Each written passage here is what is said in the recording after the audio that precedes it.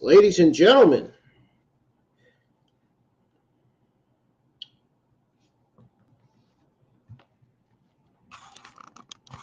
it's Wednesday morning. The savior of misbehavior is here, man. Welcome back to the channel.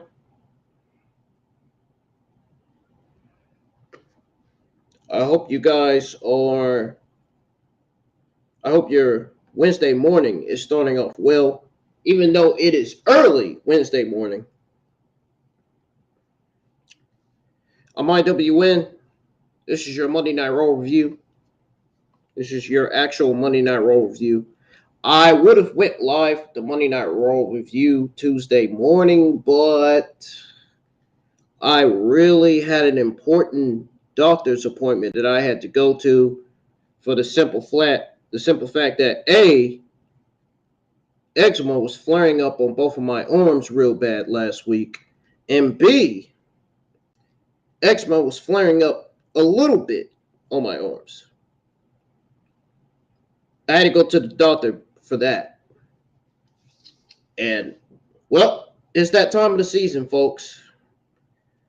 According to what the doctor told me, she told me that it's normal. She told me it's normal to have that. It's normal that eczema pops up on your arms or hands or legs or whatever. So I can't use Irish soap anymore. Now I have to use Dove soap. And then on the list, it says I have to drink 60 ounces of freaking water. And then there's this cream I got to use too. Man, this sucks to have fucking eczema, man. And I was born with it ever since I was a baby. Ever since I was born. And I didn't even notice until my mom told me this the other day. She literally told me this the other day, man. And I didn't even know anything about it. I really didn't. Cam, to be honest, I don't even feel like doing that this morning. I really don't. I mean, I hate to bring your hopes up, but not in that mood this morning. There's no way I'm in that mood of doing that this morning. But anyways, guys, if you're new to the channel, hit that subscribe button. Turn on that bell for all notifications. Don't forget that my NXT review will be live this afternoon. As soon as I end the stream, as soon as my Monday Night Raw review ends, I'm going to be giving you guys your WWE and AEW Wednesday morning news. We got a lot to go over.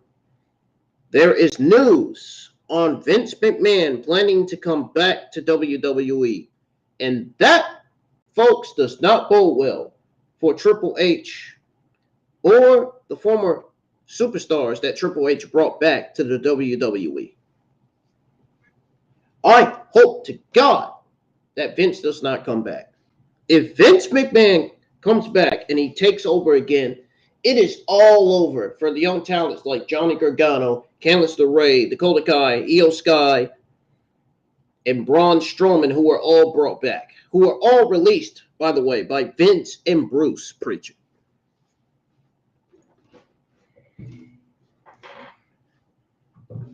Yeah. You want to talk about bad news. You want about terrible news. Yeah, that news is as bad as it gets. We're going to go over all the Vince McMahon news later on after the Monday Night Raw review. I also have some news on Bianca Belair, Alexa Bliss. And I think I might have some news on Kenny Omega too. I'm not sure.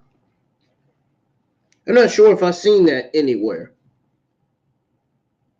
I'm really not. But I do have some news on Bianca Belair, Alexa Bliss. I got some news on JB Noble in his last match, as well as Matt Riddle, The New Day, Asuka, Nikki Cross, Jeff Hardy. I got some news on him. And I got some news on Andrade and plenty more. So after the Monday Night Raw review, we're going to go over all your WWE and AEW Wednesday morning news. Thank you guys for joining the live chats. This is going to be a good one, man. I got a lot to say. I got a lot to say to the WWE haters. I got a lot of things to say about the AEW shields in the community who shitted on the Bayley versus Alexa Bliss match on Monday Night Raw, a match that wasn't even that bad. I got a lot to say about them. I got a lot to say, and I mean that. I've been holding all this on my chest for long, and I feel like after I get out what I'm going to say, I feel like the weight is going to be completely lifted off my chest.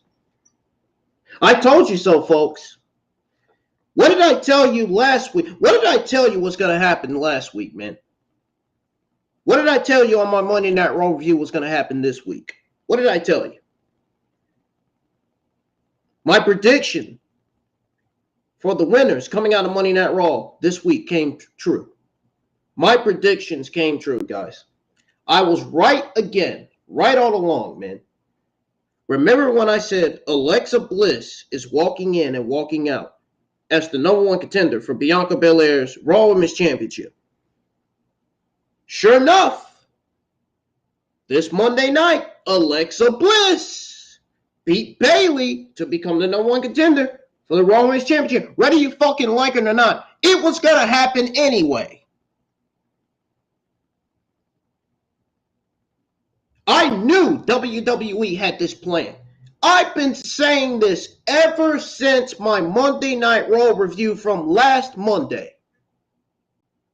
Guys, if you legitimately go to my channel and go check out my Monday Night Raw review that has the Alexa Bliss thumbnail on it, you can literally listen. You can literally listen to me say that Alexa Bliss is going to walk out as the #1 contender for Bianca Belair Raw Women's Championship. Seth Rollins is going to walk out as the #1 contender for Austin Theory's United States Championship. Did I not say that last week? Oh, but you got the AEW geeks in the community. Oh, IWN doesn't know his information. He doesn't know what the fuck he's talking about. Clearly, I know what the heck I'm talking about. Clearly, I know what I'm talking about because I'm already speaking facts. I know more than what's going on within the WWE than the majority of the people in the community. And if you don't believe me, ask everybody that's subscribed to my YouTube channel. They will tell you. They will tell you, man. And I've also told them that I've been watching WWE ever since I was a little kid. You don't think I don't know what's going on within the company? And then JD says all these other YouTube content creators never have information. Motherfucker, IWN always has information. Your buddy IWN always has AEW and WWE news information. My sources are legitimately Ringside News. Ringside News are legitimately my only sources I get information from when it comes to WWE and AEW news. This is why I give you guys your WWE AEW news every single week, to keep you guys up to date with what's going on in professional wrestling. I do just like what JD does. Give out news, give out factual information. All this news is not fake. All this news is real. Legit. Not even joking. And then you got all these shields in the community still saying that Ringside News are dirt sheets. No, I've been saying it for months. They're not dirt sheets. They're not dirt sheets. They're not. They are not dirt sheets at all. By any means necessary.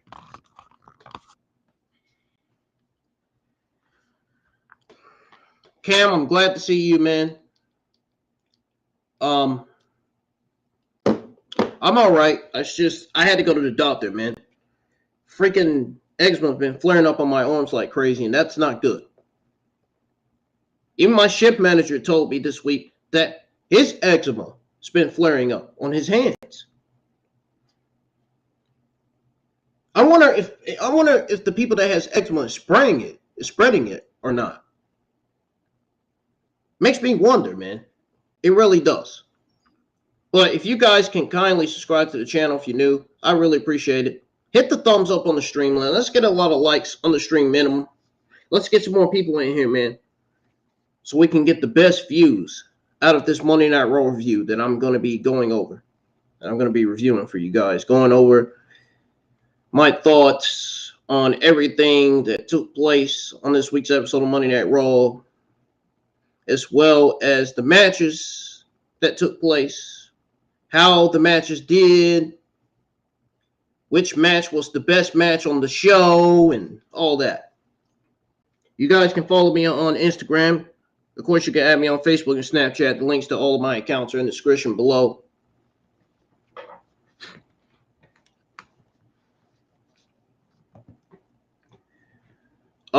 We're going to try to go ahead and get to it here. Let me pull up my notes here, man. My notes here on the screen.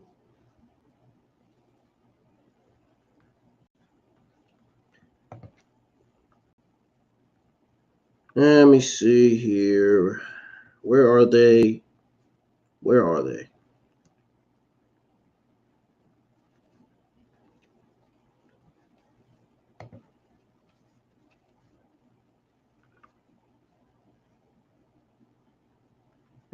No, that's not it. No. Where are they?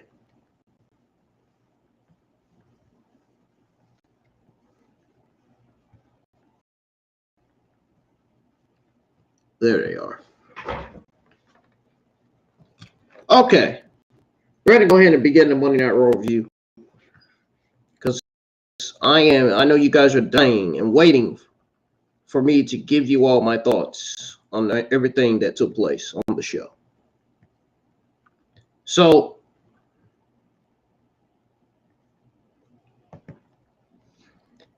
Monday Night Raw basically kicked off with Bayley versus Alexa Bliss right out of the gate. I ain't even joking. Right out of the gate, they legitimately kicked off with Bayley versus Alexa.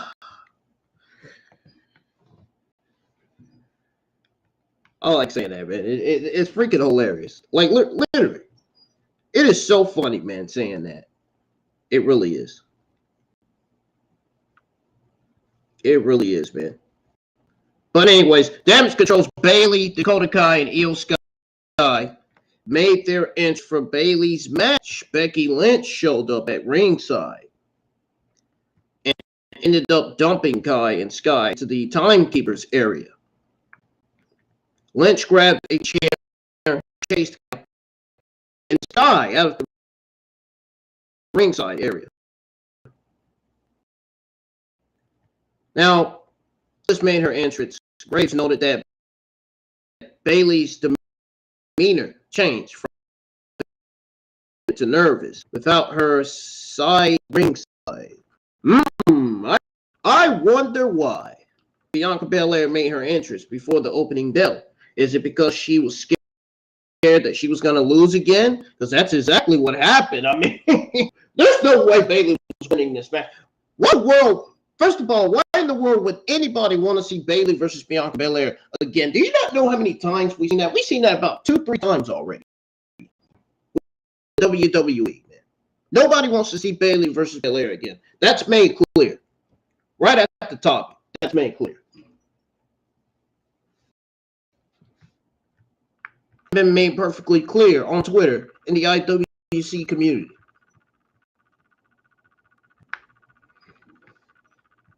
And it's clear that nobody is no longer a fan of Damage Control because they've been losing on TV every week. They have been booked and treated like dog shit on TV by the Triple H administration, unfortunately. I don't know what they're doing, but the Triple H administration needs booking Damage Control on TV and needs to be using them on TV. You know, they should be matches. They should be a dominant force within the women's division. are they not being booked matches? Triple H administration, why are they not being booked to win matches? I don't understand this. What's going on here? I mean, the fuck are we doing here? Really? You should be booking Damage Control to win matches, not lose matches. You mean to tell me you have Dakota Kai and Io Sky losing as champions, losing as WWE Women's Tag Team Champions on TV? Oh no, that does not bode well for the Raw Women's Division. Nah.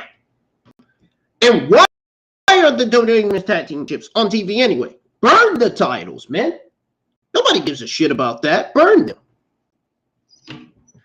Really?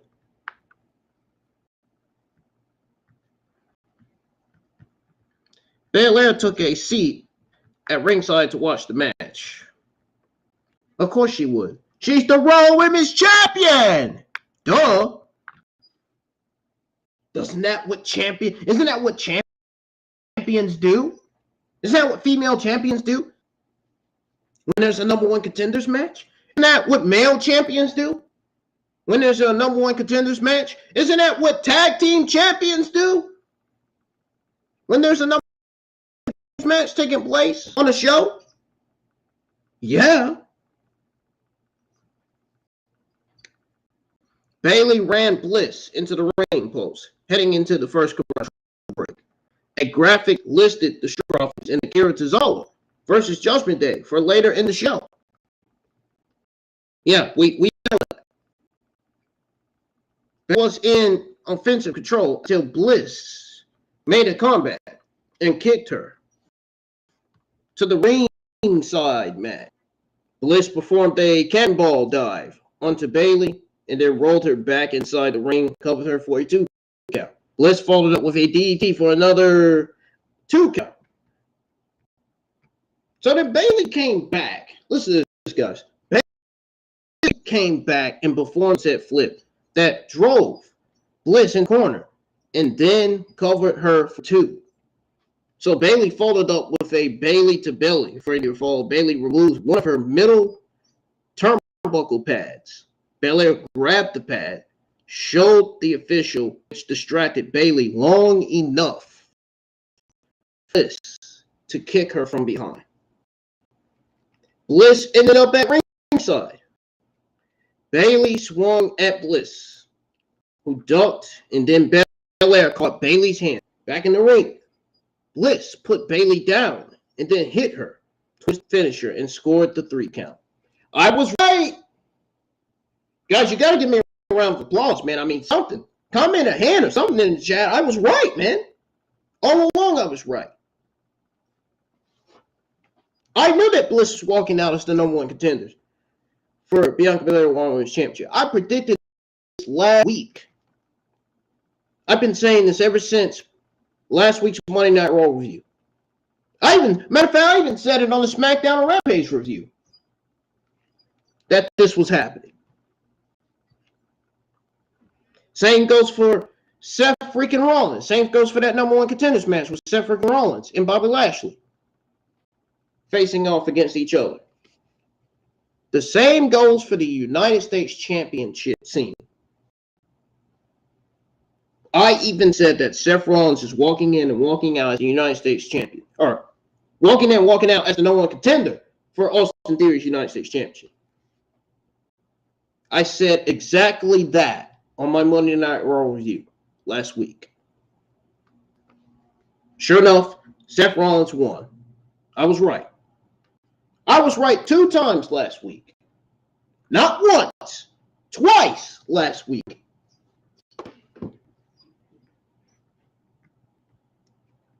After the match, Belair entered the ring and held up her title belt. Oh, you know what? No.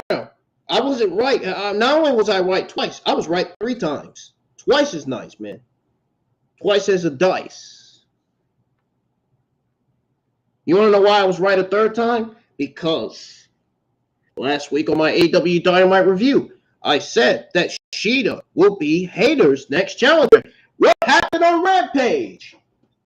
Shida ended up beating the Bunny to become the #1 contender for Jamie Hayter's AEW World Women's Champion. So that makes me right a third time, doesn't it? I said it on the Dynamite review last week. If you guys go check it out. Guys, go check it out, man. I said it. I said it right there on the review that Shida was going to beat Bunny. I already saw it coming.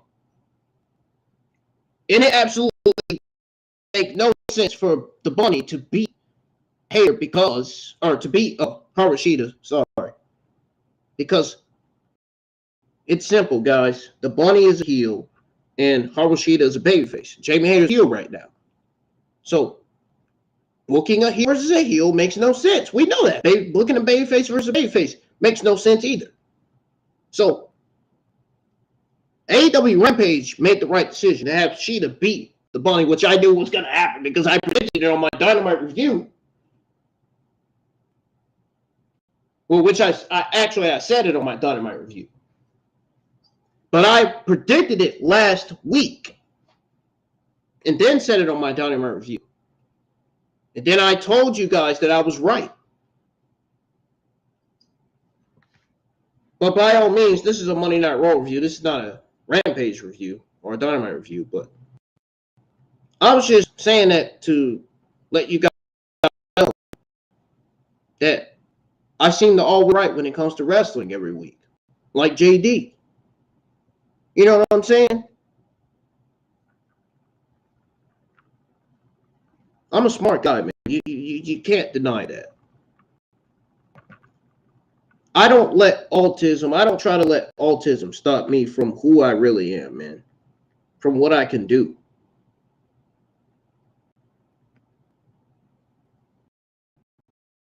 If you're autistic, you can't let it stop you from your goals. You can't let autism stop you from having a job. You can't let autism stop you from being on disability, man, just because you feel like you can't do anything. You can do anything, man. Anything is possible in life, man. You just got to try it. You just got to let it play out. Isn't that what the geeks say online? Let it play out.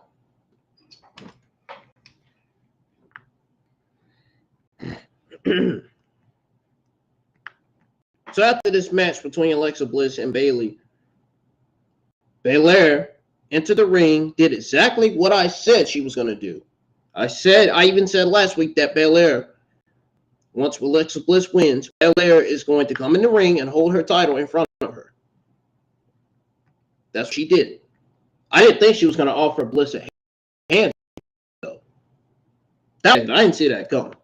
Bliss teased the handshake, then called for a hug instead. The Bray Wyatt sample flashed on the big screen. Oh my fucking god, dude! This is what JD was complaining about last week, or this is what JD was complaining about this Monday night. I can see why JD was complaining about them teasing the Bray Wyatt Alexa Bliss gimmick. Please, I hope to God they're not giving her this Bray Wyatt Alexa Bliss gimmick, man. This thing has got to get off TV. They need to give her goddess gimmick back. We want to see the goddess Alexa Bliss. That he was trying to say on his podcast. He was trying to say that they need to give Alexa Bliss her goddess gimmick back. Yeah, we want to see the goddess Alexa Bliss. You know the goddess Alexa Bliss from SmackDown that talks trash to the crowd like MJF on AEW? You know, something MJF does? That's something goddess Alexa Bliss did on SmackDown years ago, when she was the goddess. When she had that goddess gimmick. I want to see that Alexa on TV. But the Alexa that we're seeing now, you know, it's not all that bad. It's just, you know what, long as they don't give her that Bray Wyatt gimmick, man, I'm all right. I'm all right with Alexa. Alexa Bliss is great, man. I can't see how anybody thinks that Alexa Bliss is not great. You know, Bayley's great too in her own right. I can't even tell people think that Bayley's not great. In fact, I get on Twitter, I see all these tweets from these AEW shields in the community saying, shitting all over Alexa Bliss versus Bayley. Shitting all over a match that wasn't even that bad. Bayley versus Alexa Bliss was a solid match. It wasn't even bad at all. It was a great match. Yet you got AEW geeks commuting all over the match. As if it's their show. Mind you, AEW geeks shitting on a WWE match when clearly it's not their show. Your own show. Go watch your own show. What the fuck are you doing watching a WWE match and knowing you're an AEW fan? If you're an AEW fan, you should be watching an AEW, not WWE. Stop shitting on a product that's not yours. Stop shitting on a product that you're not a fan of. Meanwhile, I'm a fan of both WWE and AEW. I shit on both wrestling promotions because I care. I legitimately care about all the WWE male and female talents. I legitimately care about all the AEW male and female. And you better believe I got a lot of favorites. You better believe I got a lot of favorites. One of them is still Mercedes Moné, Sasha Banks.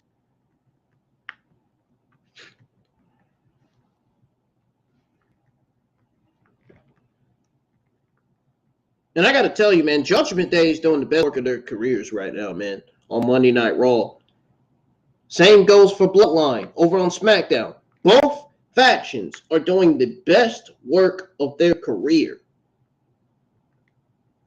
By far, one of the greatest factions in WWE right now. Doing the best things on their brand. You love to see it, man. Really. Really, man. But anyhow, I can't believe the AEW Shields shitted on a WWE match that has nothing to do with them. Shitting over a match that wasn't even that fucking bad. Like, grow the fuck up, grow some balls, shut the fuck up, and stop watching the show. As a matter of fact, if you don't like what the Triple H administration is doing, then why don't you stop watching the show? Why don't you stop watching Monday Night Raw if you don't like what they're doing to the show?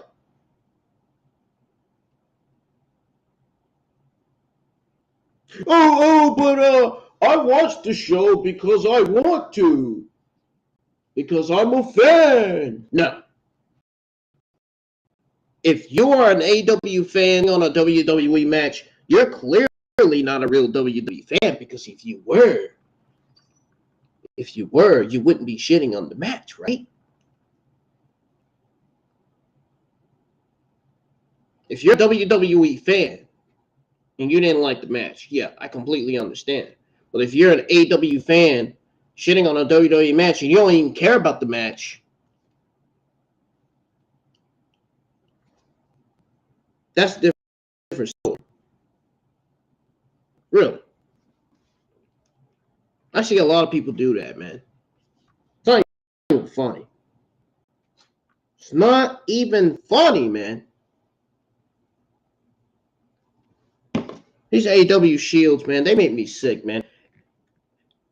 Acting like a bunch of 13-year-olds, man. It's not even that serious. It's a fucking match, man. At least it's not a fuck storyline.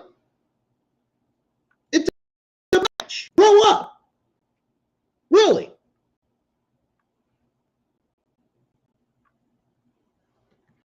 The dumbest idiots I've ever seen in the community, dude. Really. I'm glad I don't got Twitter. Thank God my Twitter accounts are gone. Suspended and gone. I don't care. Fuck Twitter, man. Seriously. Full of hypocrites, man. The IWC wrestling community, man.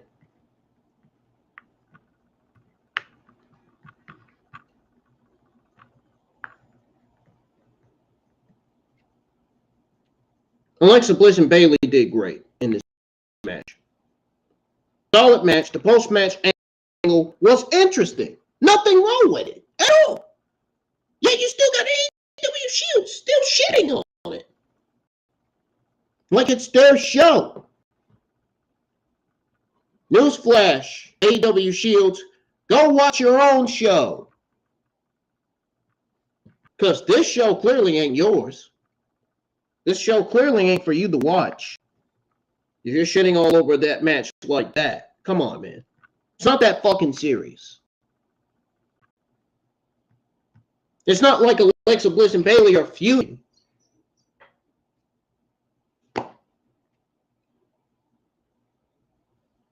And besides, Bayley is continuing her feud with Becky Lynch. Alexa Bliss is continuing her feud with Bianca Belair. Well, matter of fact, she just started her feud with Bianca Belair. Never mind, continue.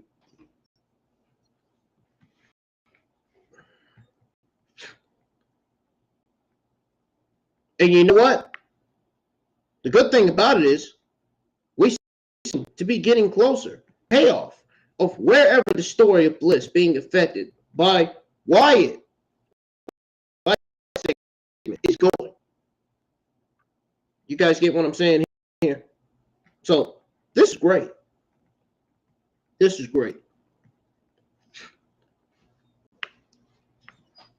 But I'd rather for them to give her goddess gimmick back, man. I mean, we've already seen the Bray Wyatt Alexa Bliss gimmick. We don't want to see it again, man. I don't want to. People like me don't want to see it again. Where is the goddess gimmick? Why is the goddess Alexa Bliss? Why is the heel goddess Alexa Bliss not back on TV? I love that character gimmick. Alexa Bliss did that gimmick well, man. She played that gimmick fantastically, man. That gimmick incredibly. And to only see that they're only giving her that new gimmick that she had when she spit that fucking black goo on Randy Orton and oh no. Oh, they gotta get that off of television. Oh my God, man. No. I'm so sorry. Nobody wants to see that again. It's enough with seeing Esla Dawn putting goo in the referee's mouth at the NXT Deadline pay-per-view. Oh my. Just makes me freaking wanna just throw up, man, just saying that, dude. Disturbing. Oh my God, man. No way I would let a female put goo in my mouth. No. I would like, get the hell on.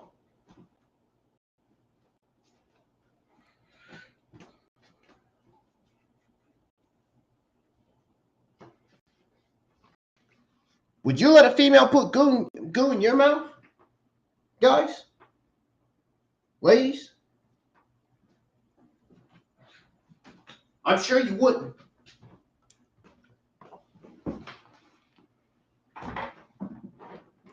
Yeah, I don't want to see that Alexa Bliss on TV, man.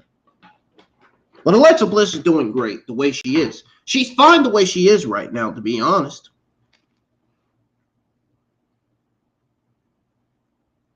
I don't think they're aligning her with Bray Wyatt. Don't believe everything the reporters and the journalists say. Really, don't.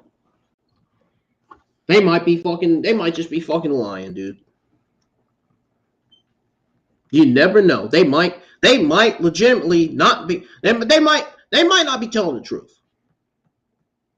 They might be telling big fat lies.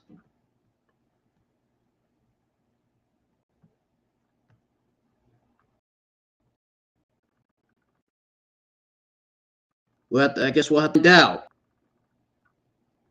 I got some more to say about, by the way, guys.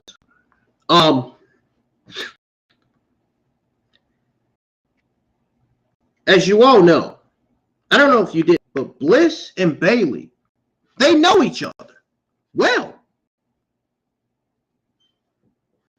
They know each other well and have been having matches for years.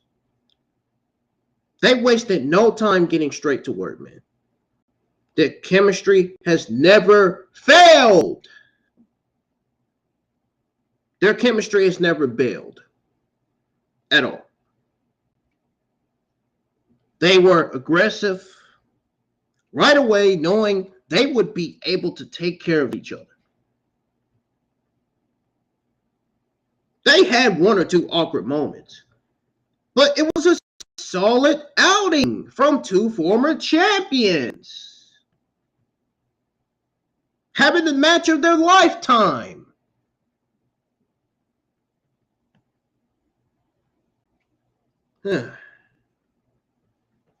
That's what happens. That's what happens when you have AEW Shields watching the wrong show.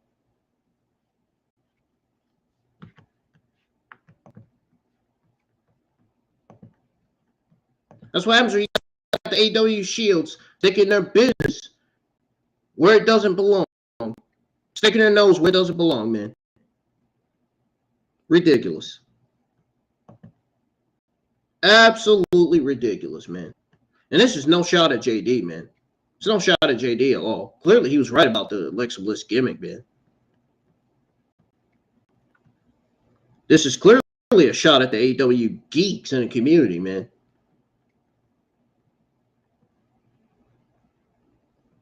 I'm going to say it again before I go over this match between Chad Gable and AJ Styles. To the AEW Shields in the community. If you don't like the shit that Triple H's administration is writing and producing, if you don't like the shit that the Triple H administration is writing and producing, you need to A, grow some balls, B, know your role, C, shut the fuck up, and D, stop watching Monday Night Raw. Okay? That's all I'm going to say. That's all I'm going to say, man. I'm not going to say anymore. Now, footage aired of Kurt Angle and Gable Stevenson giving Chad Gable and Otis a milk bath on Friday Night SmackDown. A footage aired from earlier today of Gable and Otis arriving at the building and being interviewed by Byron Saxton. Gable labeled Angle a dinosaur and said he's not credible enough to be in the same ring as him. Now, the OC's AJ Styles, Gallus, and BM walked into the shot while laughing. I think I was trying to say shoot, but it didn't say that. It said shot. So I was right. Gable took offense. Styles said Carl Anderson was in Japan taking care of some business. I was thinking some Hurt business, man. Can you imagine the Hurt is feuding with the OC? Oh my God. That'd be a great fucking trios feud in WWE. My goodness. He said Anderson sent him a video of Gable and Otis taking the milk bath and claimed Japan loves it. We could even get a Judgment Day Hurt Business feud in WWE. So many possibilities for the Hurt Business, man. So many trios, tag teams, so many trios factions they could feud with, man. But, he said Anderson sent him a video of Gable and Otis taking the bath, claimed Japan loves it. He said people talk about how good Styles used to be. Gable offered to teach Styles some lessons. Styles challenged Gable to a match. Patrick hyped Styles versus Gable for after the break. Guys, I'm telling you right now, if the Shield was still in WWE right now, we would see the greatest trios feud in WWE coming out of the Shield and the Hurt Business. Even the Shield and Judgment Day. Shield and NWO, man. My goodness. So many trios in WWE. So many trios tag teams in WWE and in AEW. Ooh, would you guys like to see the House of Black feud with the Shield? What about the Elite and the Shield? What about them? So many feuds that the Shield can feud with. So many feuds that the Hurt Business can feud with as well. Even Judgment Day. Who's to say Austin Theory would join Alpha Academy only to be the leader of that group? It would not only be a tag team, but a faction. So many things WWE can do, man. Really. You know? You can even have Undertaker as the fucking leader of Judgment Day. I mean, I feel like that faction fits Undertaker and his gimmick well, to be honest, if you ask me. I mean, we all know it's not going to happen, but if The Undertaker was the same age as Damian Priest, yeah, it definitely had a chance. It would definitely have a chance to happen.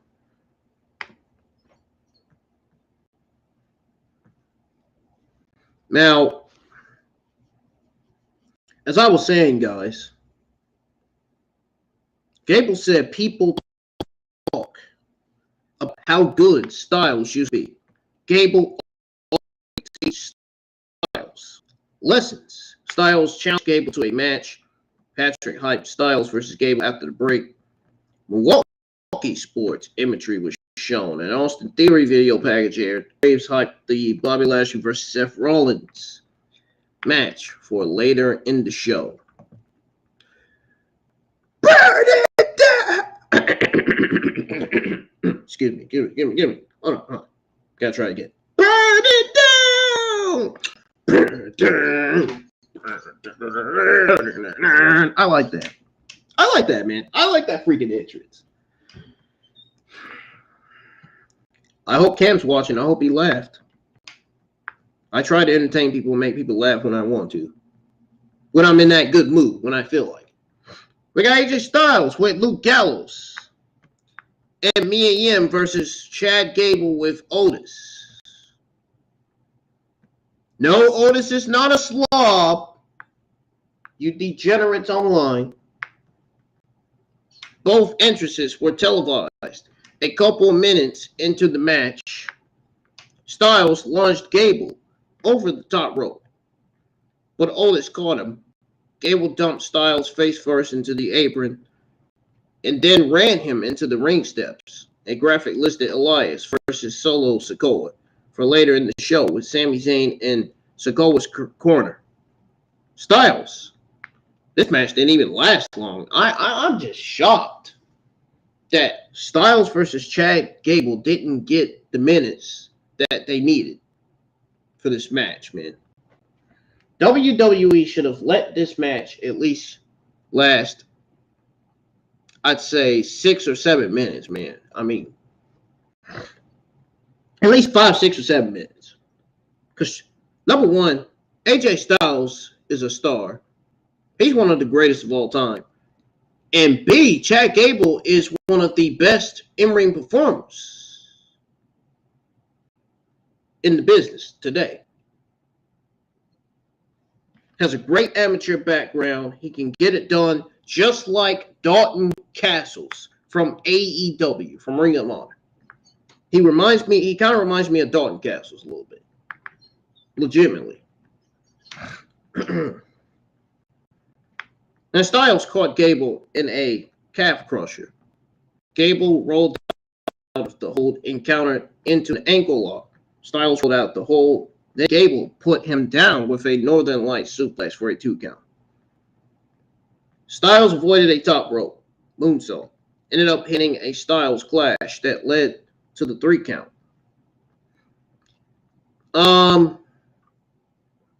I would say, to be honest, much like most Gable matches, this one stood out. It was in good quality, but there was yet a lack of any mystery regarding the outcome for some reason. I don't know why. I don't know why, man. I don't understand that. But let's continue to hope that the creative forces, the Triple H administration, will pull back on the comedy that limits Gable. Hopefully. Now, backstage, Johnny Gargano and Dexter Lumis were looking at a whiteboard filed with ideas for how to spend the money that Lumis won from The Miz. Candice LeRae showed up. Meanwhile, we got Nikki Cross. She's not Nikki Trash anymore. You can relax now. You can stop with that Nikki Trash hashtag on Twitter. She's Nikki Cross now. There's some news on Nikki Cross teasing a Sanity reunion. I said it a few weeks ago. I said we could be seeing Eric Young bringing Cody Deaner in. We could see Eric Young, Cody Deaner, Alexander Wolf, and Killian Dane. Cody Deaner could be the newest member of Sanity. He could leave Impact and come to WWE if he wanted to. There's that possibility, man. I mean, why would Cody Deaner want to be on? I don't even want to say it, man. I don't even want to say it. No. I really don't. What would he want to be on Access TV? I mean, who watches that? Who watches that show, man? I mean, how many fans does Impact got in their fucking? How many fans does Impact got in attendance now? 4? 5? Give me a break. I think they probably got lower than that. I mean, nobody watches that. Nobody watches that, man.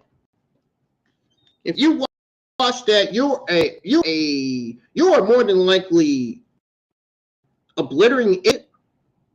You more than likely have an IQ of a freaking pencil written all over you. Seriously. Nobody watches that. Nobody gives up Impact. Get it off TV, man. Seriously. Get Impact off of TV. Anyways. Judgment Day, Dominic Mysterio, Rhea Ripley, Finn Balor, and Damian Priest made their entrance for the 6-man tag team match. Ooh, a 6-man tag team match. Oh, really? And who did they face? Well, guess what? And it turns out CATHY KELLEY interviewed the guys that they were going to face, which were Montez Ford, Angelo Dawkins, and Akira Tozawa in the backstage area. Ford said the question on everyone's mind for the last 7 days is why they saved Tozawa. Sure, anyway. Tozawa slammed whatever was in his red cup and then slammed the plastic cup on his head. Or they all made their entrance. We got the Judgment Days. Dominic Mysterio, Finn Balor, and Damian Priest with Rhea Ripley at ringside versus Akira Tozawa and the Street Profits, Montez Ford, and Angelo Dawkins. It kind of makes me, when I say Rhea Ripley, it kind of makes me want to say, Haley.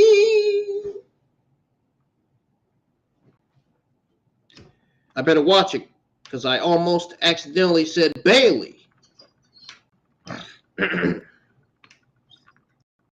Anyways, the teams traded offense, and the crowd was quiet as the show cut to break. Now, the crowd was more engaged coming out of the offense as Ford worked over the Judgment Day members. I don't know why, but Ford kicked Dom from the apron and then hopped down and talked trash over him. Priest came over, shoved Ford over the broadcast table. Cool spot, by the way. That was a very, very cool spot. I watched this match. I watched all the matches on YouTube. Once Ford was back in the ring, Dom checked in, roughed him up to good heat. Balor tagged in and tried to keep Ford isolated. Ford was able to tag out. Now, the referee was distracted. It didn't see it. What is wrong with these referees, man? They got to be paying attention with what they are doing, dude. You can't do that. Come on. Referees got to do their jobs more better, man. Clearly.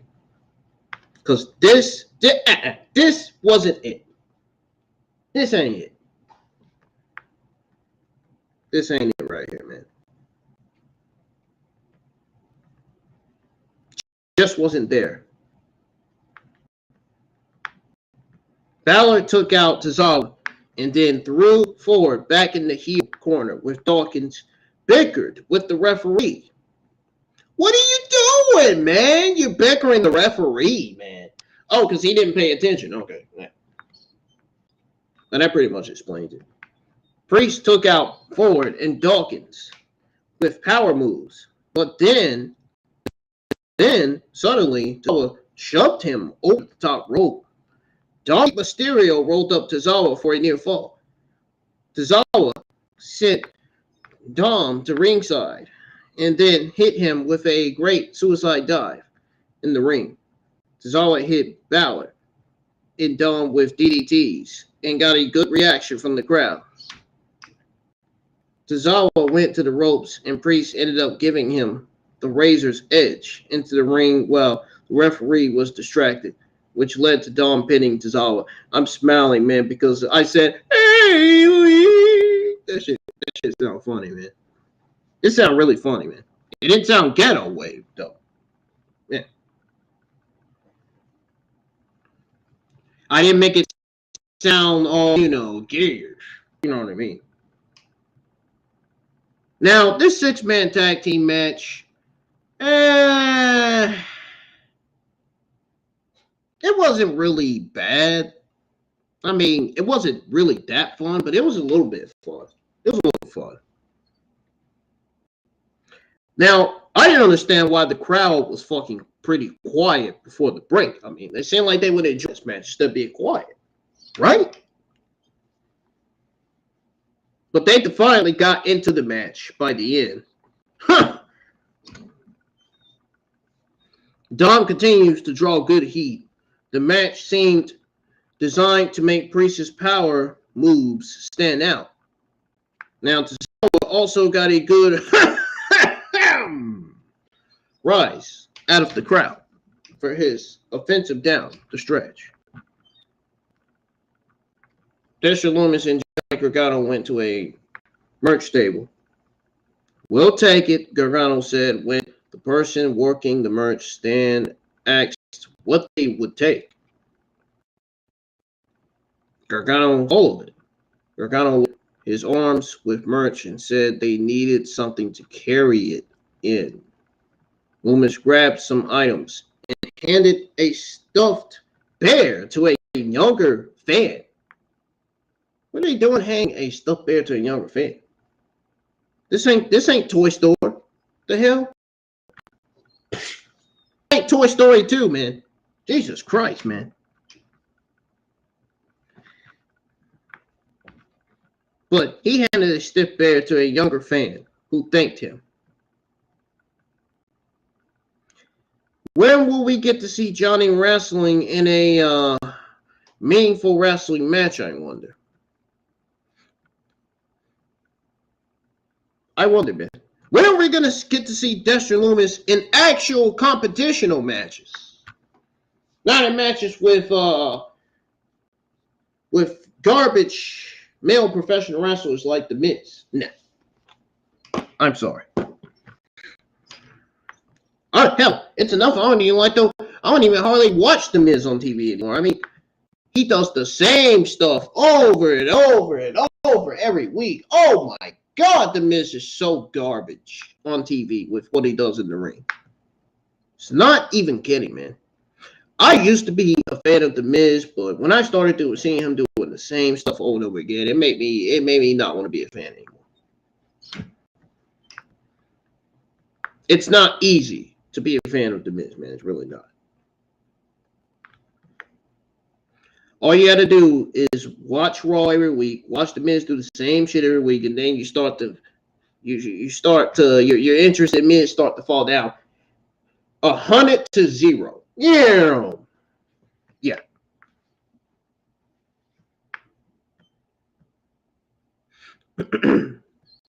Patrick hyped Peacock's World Cup cover. Johnny Gargano walked out with the mic while Dexter Lumis dragged a cart filled with merchandise. Okay, or it sounds like they're trying to rap.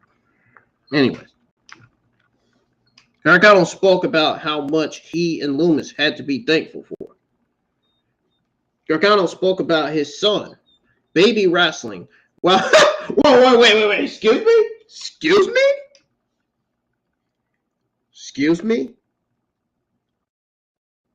Wait a minute. Hold on.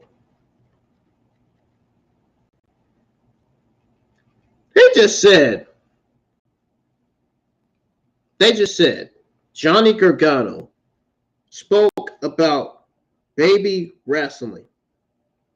Nuclear launch detected.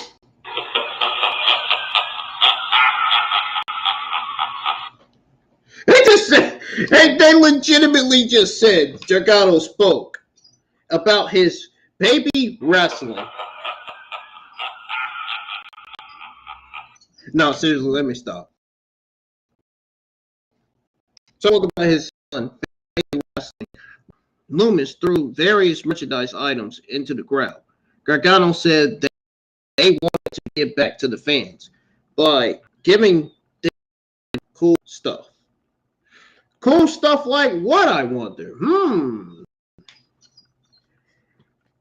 Sounded like I didn't see it on TV. Gargano hopped onto the broadcast table. Lumis pulled out a merch gun. Dang, Lumis, take it easy, man. What the heck are you doing? My goodness.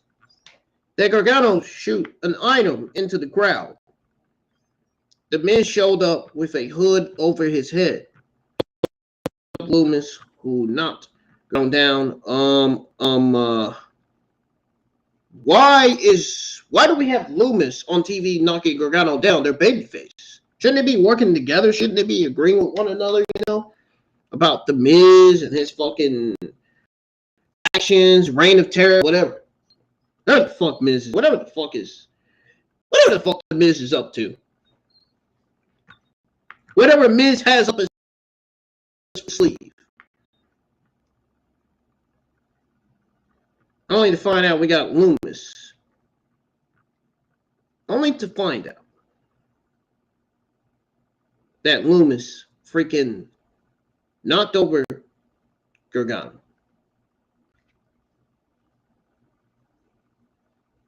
Why is Lumis knocking Gargano down? Why are we seeing that on TV? Why? What is it supposed to be? I don't get it. Something's not right about that. Miz grabbed the bag of cash and removed his hood. Miz tried to leave with the money. Adam Pearce came out, ordered Miz to give Lumis the money. Oh my God, it's a robbery! We're getting robbed! No, let me stop. Oh man. Miz got a mic. It said it was his money. Lumis started to leave. Gargano said he was going to get an axe. Stopped Loomis. They didn't need an axe. So Miz said he was desperate and would even face Loomis in a rematch to get his money back. Yeah, I know it kind of sounds like I'm rapping. I'm trying to match. Yeah. Sometimes I don't know how to act, man. That's a fact, too. Anyways, Gargano whispered to Loomis. Gargano referred to Miz by his first name. It ain't the same when you got fame. Fame and fortune. You know what I'm talking about. Money. Jewelry. Electronics. Because all that stuff easily gets stolen. Lame, man. And what's even more lame is 40-year-olds stealing AT-wheelers or whatever the fuck they are. The ATV wheelers. Is that what they called? I don't know, man. You got these 40-year-olds stealing pity stuff on the news these days. It's crazy, man. It's crazy how people go and steal pity stuff. They don't even attempt to pay for it. All these people didn't actually pay for the freaking item. I don't get it, man. I really don't.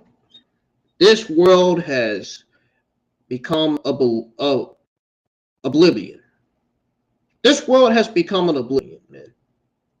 An oblivion, man. Hey, that's Liv Morgan's finisher. Hey, but there's another word for that, though. I feel like there is. Gargano suggested raising the stakes by making it a ladder. Gargano said that whoever climbed the ladder, retried both bags of money, would win it all. When Miz asked what both bags of money meant, Gargano said Loomis would put his money, so Miz need to do the same.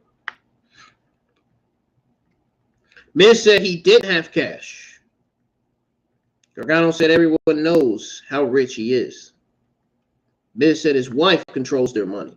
And Maurice, or should I say Maurice, I'm thinking about one of my ship managers, because I call her Maurice, or I don't know. My mind ain't right this morning, man. My mind is just not there this morning. I don't know where I'm at. My mind it's almost like my mind is out of space, man. It's like I'm searching for seawater, man. You know what I'm saying? I'm not trying to say I'm one of those freaking female mermaids. No. My mind is just like, woo, woo, woo, woo. You know what I'm saying?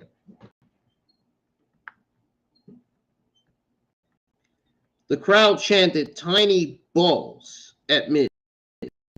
Gargano said the other catch was that Miz needed to help them give away the rest of the merchandise, while dressed as Santa's little elf. I could think of an elf, Grinch. Huh. Told Miz to get his elf zoom on.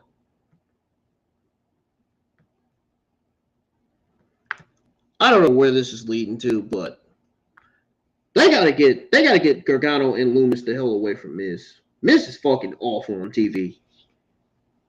Please, I hope to God they get Miz off of television. Give him a vacation or something. He has got to get off TV. He's got to get off TV, man. Gargano and Loomis did their roles well. The Miz, no. A brief Seth Rollins video aired. Entrances for the next match took place. We got Io Sky with Bayley and Dakota Kai ringside versus Candice LeRae, the poison plessy. You got, get your minds out of the gutter. You thought I was gonna say this sexy pexy poison plexy. Get your minds out of the gutter, man.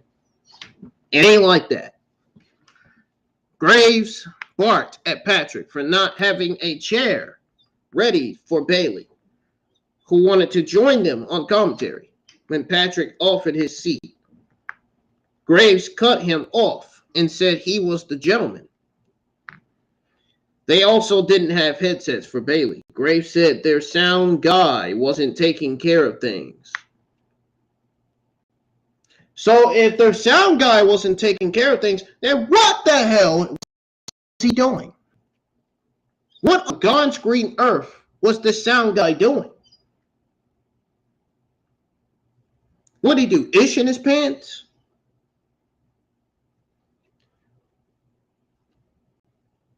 What, the sound guy couldn't get anything fixed so bad that he had a snake in his boot?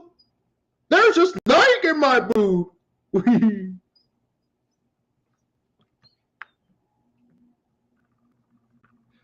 So he would do it.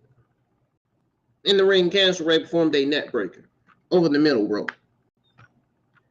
Candice LeRae had a small cut on her left elbow coming out of the break. Oh, man.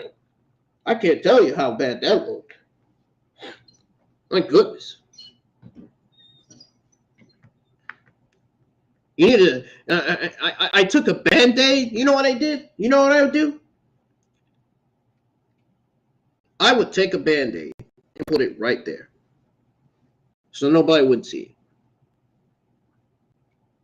Man, if she, you know what?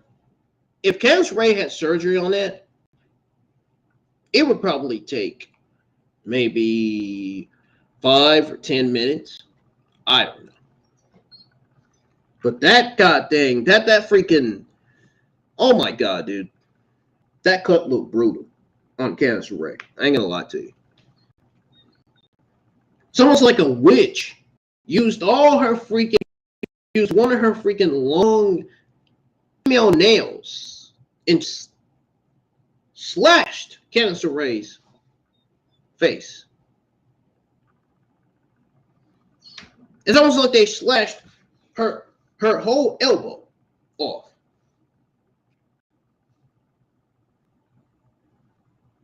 Heck, I got a scratch right here on my arm that I didn't even know I had.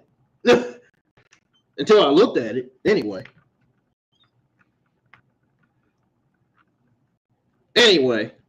as I was saying, guys, back to what I was reading. So Candice LeRae had a small cut on her left elbow coming out the break, which was brutal. A graphic listed Asuka versus Rhea Ripley for later in the show.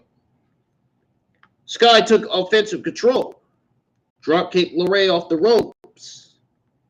Then LeRae returned to the apron. Sky attempted to perform a sunset bomb, but LeRae stuffed it. Bum, ba-dum, ba-bum. Candice LeRae hit a clunky-looking poison rana on the floor instead. LeRae brought Sky back inside the ring and covered her for a near fall. The referee checked on Sky. Girl, bye.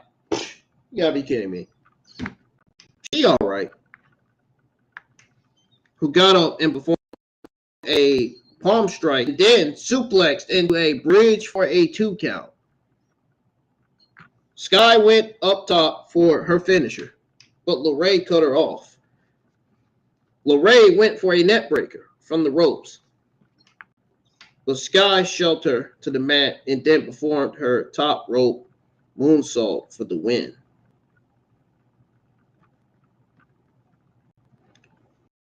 Fortunately, Sky seemed to be okay after taking that rough-looking bump on her head at ringside. Nonetheless, finally, Damage Control gets a win on Monday Night Raw. They should have been getting wins. What the heck kind of win is this? Win does Not a single darn thing, Control. Hell, I wouldn't be surprised if half of the community says that Damage Control is still at the bottom of the Monday Night Raw Women's division because they lost so many times that a lot of fans are now just losing interest in Damage Control. They just don't even care anymore. They just don't. They need, one thing's for certain, they need to get Bayley the hell out of there. They need to just get Bayley the heck away from Dakota Kai. Please, it's time for them to start coming up with a Damage Control breakup storyline or something, man. Something's got to be done. This can't go on. You can't have Damage Control losing every week. And even JD said this. JD has a huge fucking point on that. He's right on that. I mean, you can't have them losing on TV. That's not cool, man. That's just lame, man.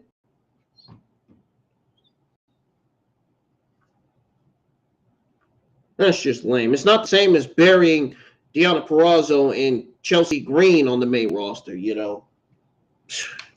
I mean, give me a break, man. We all thought that Damage Control was going to be booked in matches to win, only to be booked in matches to lose, only to get wasted on TV, completely buried. It's safe to say things are not going well for Damage Control, guys. We may never even see Bayley become the Raw Women's Champion. The way her losing streak's been. And if you think for one second that Bayley even deserves to be Raw Women's Champion, you got another thing coming. The Raw Women's Champion will look good on Bayley, but right now it's just no. The timing for her to become Raw Women's Champion should not be right now. All these losses are really, and I'm surprised that all these losses are not even catching up to her, man. When is Damage Control going to step up and go to the WWE Triple H administration and be like, yo, Paul Levesque, why are we getting booked in matches? Why are we getting booked in matches to lose and not to win? You know? I don't understand. It's almost like they're booking Damage Control to put over talent. I just feel like the Triple H administration is booking Damage Control to lose matches for a reason. I'm guessing they are booking Damage Control to have Damage Control lose and put over talent. That's what I'm thinking. I don't know about you guys, but that's exactly what I'm thinking. When I'm seeing Damage Control losing every week. Maybe Damage Control is helping putting over talent in the Raw Women's division. I don't know, man.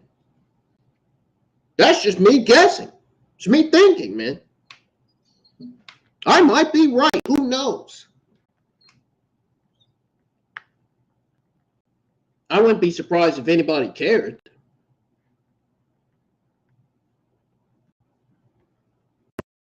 Didn't care for that matter.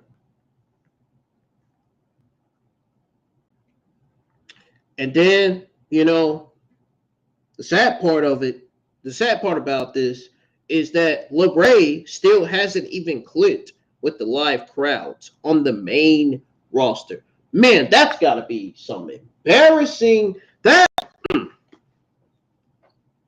My God, dude. My freaking God, man. That is some despicable, embarrassing bulls. Like, really. I ain't kidding. That's bad. That's bad that LeRae hasn't clicked with the live crowds on the main roster.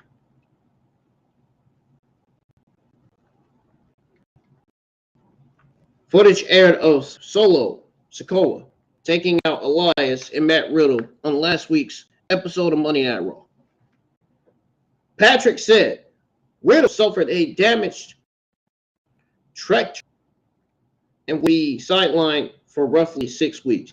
Yeah, I probably didn't say it right, but who fucking, I mean, really, who gives a crap, man? I mean, who gives a darn shit?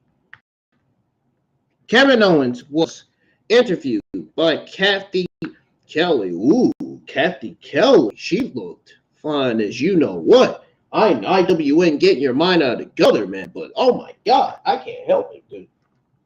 Cathy KELLEY looked great. She really did. Oh yeah, by the way,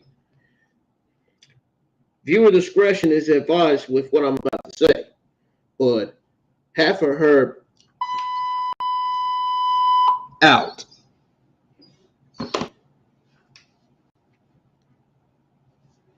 I think you guys know what I said through that censor beat.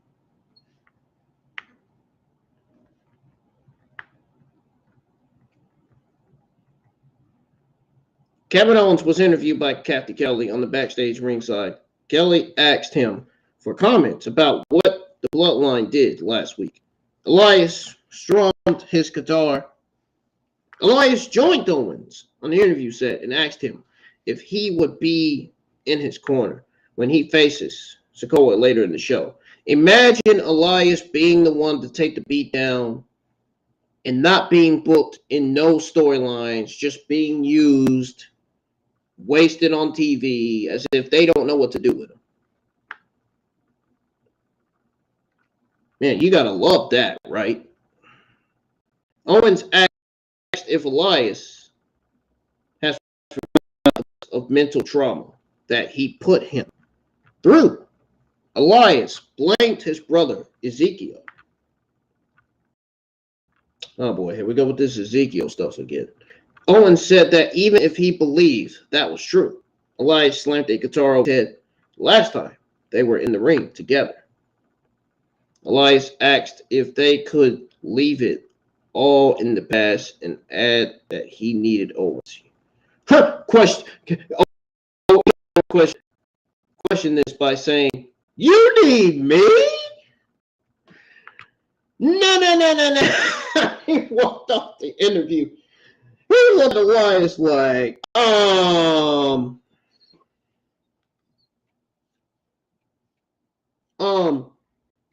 H to the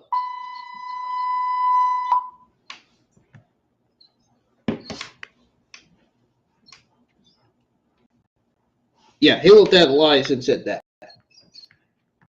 Anyways, he looked like he was going to say it. He really was. No kidding. So then we got to return and looked at Elias for walking away again. Elias sat in the ring on a guitar stool. Nobody cares. Just get Elias off TV. You don't know what's best for you. Get him off TV if you can't find anybody for him to feud with. If you don't have nothing else for him to do, you might as well just keep him off TV. He might as well just be at home, spending time with his wife and kids or whoever's with him. Really. What was the point of him bringing Elias back when they don't even know what they're doing with him? Really. I mean, I'm serious, guys. I feel like they are doing a horrible job with Elias right now. I really do. Doing a good job with Kevin Owens. They're just not doing they're not doing enough solid job with Elias. They need to do more with Elias. He's been out a lot. Elias star potential written all over him.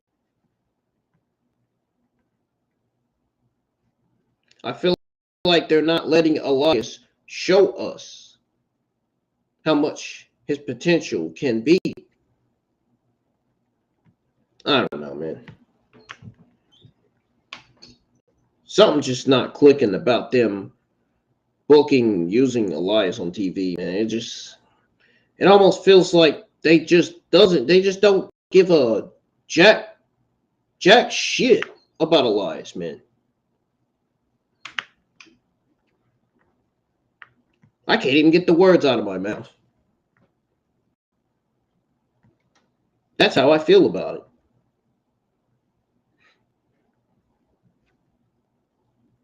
Now, Elias thanked the fans for coming to the Matt Riddle tribute concert. Elias said Riddle knew the universal truth. My universal truth is that I'm taking my ASS to bed after I give you guys your WWE and AEW Wednesday morning news because my eyes is tired. My eyes is feeling tight. I need some sleep. Really. I think I might just stay up and there and schedule NXT before I go to bed. Or I may just go to bed and just work on my NXT thumbnail, work on the background, and just schedule it for maybe 3 or 4 o'clock. I don't know.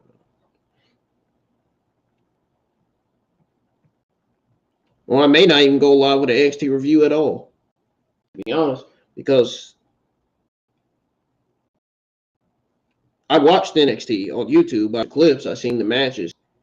There were a lot of ups and there were a few downs on the show. There were a few downs on the show, man. Just a few. I'd say like 3 or 4. Maybe 5. I don't know. But Elias said Riddle won him over. He misses him. Elias said he felt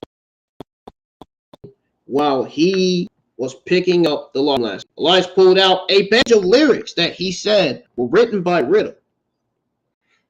Elias played his guitar and sang the song, Elias, You're My Bro. What the heck? What is this? What are we doing here? Solo Sikoa's entrance music interrupted Elias. Solo and Sami Zayn made their entrance.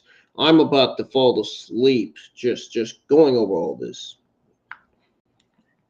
Forget 2 hours, man. Talk about a freaking 90-minute show. Oh my God, dude. Can Raw just go to 2 hours like SmackDown, man? I mean, really. I mean, really, dude.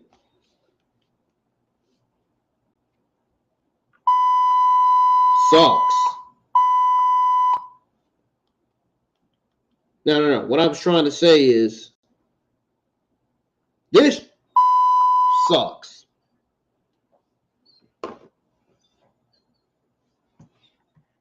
This shit sucks, man. They really need to go to 2 hours. 3 hours is too long, dude. He wants to sit garbage on the show. Nobody wants to sit there, man. Really. Solo Sikoa versus Elias. Are you kidding me? That's what you have to offer us for this show? Easily a squash, man. This was easily a squash match for Sikoa. Sikoa was jumped by Elias to start the match. Sikoa quickly took offensive control in a Sammy Uso chant broke out. Elias dodged a move, which resulted in Sikoa ending up on the apron. Elias kicked Sikoa to the floor. Sikoa grabbed a chair from ringside. Zayn tried to talk Sikoa down. Elias dodged another move. Sikoa got up, went for a corner splash, which Elias avoided, causing Sikoa to hit his head on the ring post casing. So then Elias performed a couple of corner splashes and then put Sikoa down with a spine buster. Elias hit Sikoa with a knee strike, then a net breaker for a 2 count. Hour 3, which is clearly something Monday Night Raw doesn't need. Elias biggered with Zayn and then spotted Sikoa coming after him and rolled him up for a 2 count. Sikoa stuffed an up and over spot, and then Elias landed awkwardly, very, very awkwardly on the ropes. Sikoa super kicked Elias and then followed up with the spinning solo Uranagi slam for the win. Oh, that's what they're calling it now? The spinning solo Uranagi slam? I thought it was the spinning solo. Why are we calling it the spinning solo Uranagi slam? Why are we calling it that now? Says WWE commentator Kevin Patrick. Not Kevin Dunn. No, not Kevin Dunn. Kevin Patrick. Sikoa roughed up Elias after the match. Zayn picked up Elias, held him while Sikoa at his tapped right thumb to spike Elias. Sikoa rolled to ringside, returned for the chair. Ooh, extreme! Like that. Supposed to be a surprise to anybody. Come on, give me a break. They come up with the most. I swear, man. These shows, I tell you, some of these shows are good. Some of these shows are not good. Some of the stuff on this show is just so nauseating, dude. It just, I don't know, man. I'm about to burst out laughing, dude. I just feel it. You guys know how you feel when something is embarrassing, something is just so awful, you're about to just burst out laughing at it. Oh, I'm about to just burst out laughing at this match, dude. Oh, my God. So this is the best you can give Solo Sikoa, man. That's all you can think of for Solo Sikoa is Elias.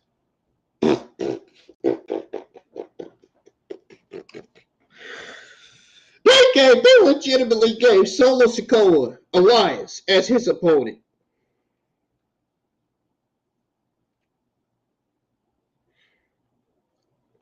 I never thought this would be the morning where I start freaking laughing. Guys, when I tell you they legitimately gave Solo Sikoa Elias as his opponent, this right here, man, unfortunately for Elias, this was more like an L. More like an L for Elias, dude. Unfortunately, man. Elias has been booked and used like complete, utter shit. Nothing's going well for him right now. Nothing. Absolutely nothing. Matt Riddle's probably going to be put in a nothing storyline when he comes back from his suspension over that wellness policy, for violating the wellness policy or whatever.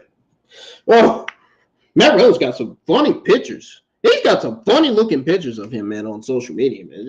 The guy, oh my God. Don't even get me started, man. For real. If I want to make you laugh, I will. Like, seriously. I gotta ask, man. This shit sucks. Oh, man. This shit sucks, man. Why the heck did Solo Sikoa need 8 minutes to beat Elias? Are you kidding me, man?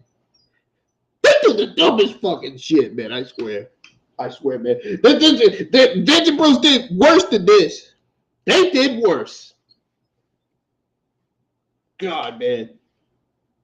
I can just thinking of it, man. That 77-year-old demented old, you know what, man? Oh my God. Don't even. Like, you give Solo Sikoa 8 minutes to beat Elias. I was thinking they were going to give him 2 minutes, man. My God. Why does it have to be 8 minutes long? You kidding me? Now, always dropping Elias for a stunner was the biggest babyface move of the night. I'm pretty sure in everybody's book.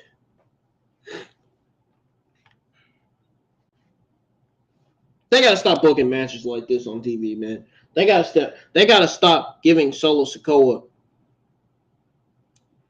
jobbers and start giving him real opponents. I mean, I'm not saying Elias is a jobber, but they gotta stop giving Solo Sikoa opponents that's not evenly matched. You need to give Solo Sikoa opponents that are evenly matched, that are a little bit way over his level. You know what I mean?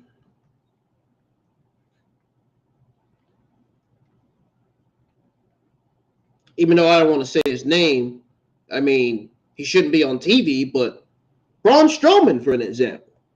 You know what I'm saying? Or even Sheamus, or somebody like Pete Dunne. Man, Solo Sikoa, can you imagine Solo Sikoa versus Pete Dunne? My God, that'd be a heck of a match. Oh my God, I didn't even think. I just thought about that. Rich Holland versus Solo Sikoa would be a hell of a match too. Two powerhouses going at it. Man, take my money, dude. My God. How many people would love to see Sheamus versus Solo Sikoa? I know I would.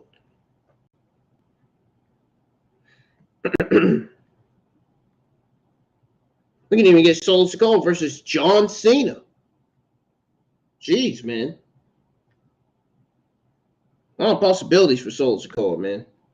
A lot of matches for him. Solo Sikoa versus Matt Riddle. Solo Sikoa versus Randy Orton. Solo Sikoa versus well, I think he already went against Ricochet. Solo Sikoa versus Drew McIntyre. Well, we already seen that match. Solo Sikoa versus Drew McIntyre. Never mind that. We seen that. Solo Sikoa versus Bobby Lashley. Solo Sikoa versus trying to think. Solo Sikoa versus Seth Rollins.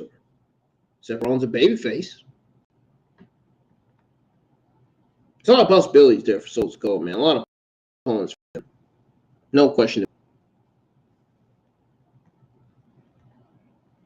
Anyways, guys, the broadcast team set up a video package on the WWE Tribute to the Troops that was narrated by John Cena. His name is John Cena.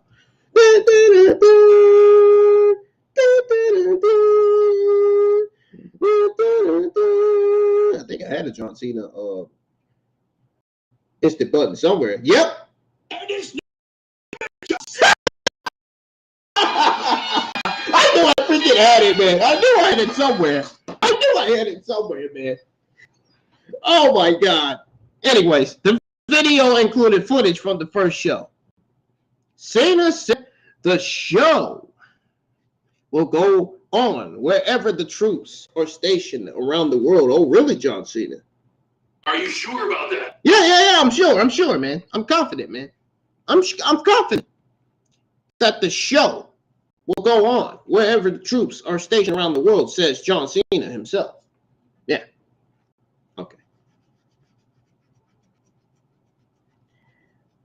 We're going to pretend like that wasn't real, what he just said, because it's legit.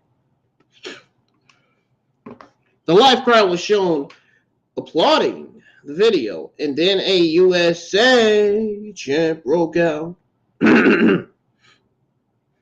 Graves hyped the Tribute to the Troops special for 2:30 Eastern Time on Fox. Okay. Wait, didn't we just had a Tribute to the Troops thing this week? Or last month? I don't know, man. I'm confused with this whole thing. Anyways, Asuka made her entrance for her match against Rhea Ripley. Steel shots were shown of an angry Miz. And speaking of Asuka, I got some news on Asuka's hiatus from Monday Night Raw. Unfortunate news on her hiatus. We're going to go over it after the review, of course. But shots were shown of an angry Miz. Miz looked as angry as that girl did when she saw Miz win that championship. That little girl that was looking like this. Anyways. Miz dressed in an elf costume while he handed out merch to fans. Rhea Ripley and Dominic Mysterio made their entrance. Ripley whispered to Dom. Patrick asked Graves what he thinks. She whispered, Daddy!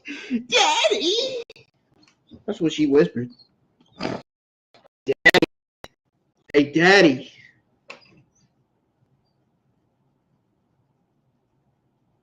We're going to make kids together, Daddy. Hey, Poppy. Hey, Poppy, where's my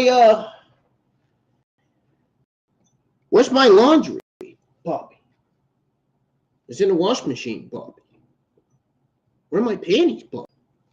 Oh, I don't know that part. I don't know that part. Oh, man. I'm just messing with y'all, man. I'm just trying to entertain y'all, make y'all laugh on this Monday Night Raw review, man.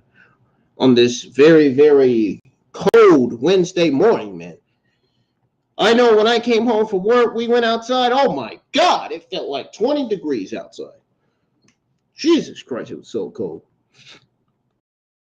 I can't believe it's for something in the morning. And I just came home from work at around 10. My goodness.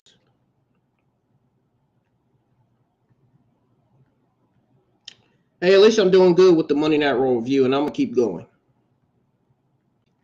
So we got Rhea Ripley versus Asuka, and of course, obviously, the main event of Monday Night Raw was Seth Rollins versus Bobby Lashley to become the #1 contender to the U.S. Championship. And boy, did Bobby Lashley lost and got fired. K5, it's a firing storyline. Him getting fired is a storyline. He's not actually fired.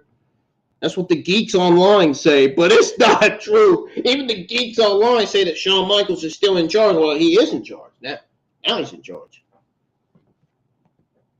I mean, they're not lying anymore, we can say. Ripley used her power to shove Asuka to the mat early on. Asuka rolled Ripley into an armbar. Ripley tried to power her up, and then Asuka rolled her over. Wait. Did she just say? Did I really just say roll over? Oh, man. Wow, man. Legitimately rolled Rhea Ripley over into an armbar. Ripley tried to power her up. Asuka rolled her over and held on until Ripley reached the ropes to break it. Ripley brought Asuka to the apron, failed to suplex her. Then Asuka used a hip attack to send Ripley into the ring post, and then Asuka performed a code breaker on the apron. Asuka hit Rhea Ripley with a nice spin kick. Oh, I hope you guys enjoyed listening to the sneak peek of Christmas music that I'm going to be playing until the 25th. Yeah, that Christmas music you were playing in the background before the stream for the review started. Yeah, man, that was a sneak peek. You're going to get to hear some more on my NXT review and on my AEW Dynamite watch-along review as well.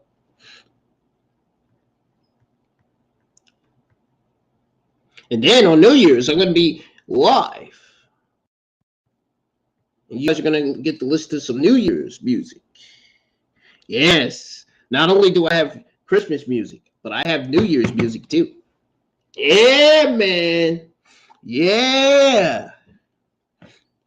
Christmas is my #1 favorite holiday of the season, man. I'm telling you right now. It's been my favorite ever since I was born on this earth. I'm telling you right now.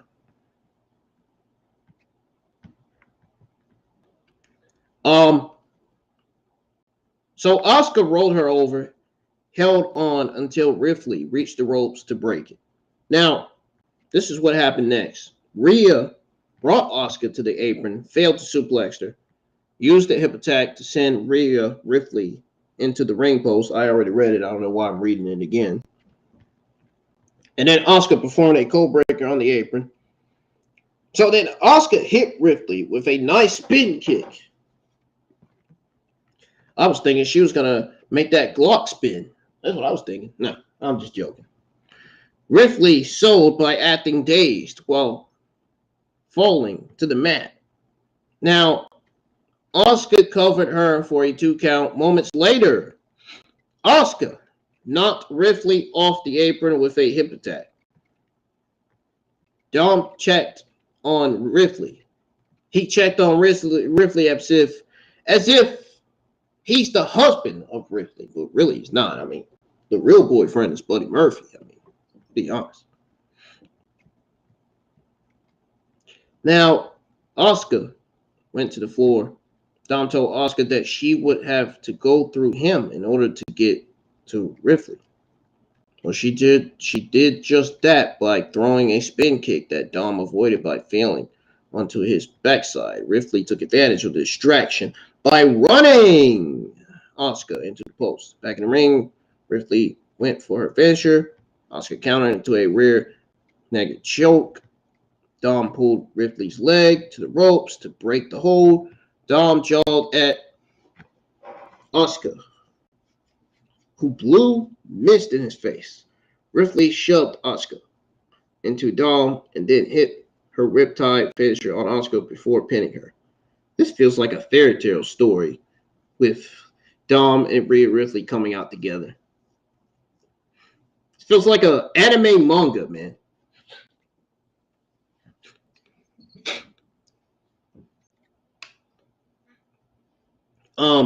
After the match, Graves said Christmas was canceled due to Dom being sprayed with mist. Ripley tended to Dom, helped him up while yelling for help. Daddy, hey, Bobby, I need help, Bobby. I need help, man. I need help, man.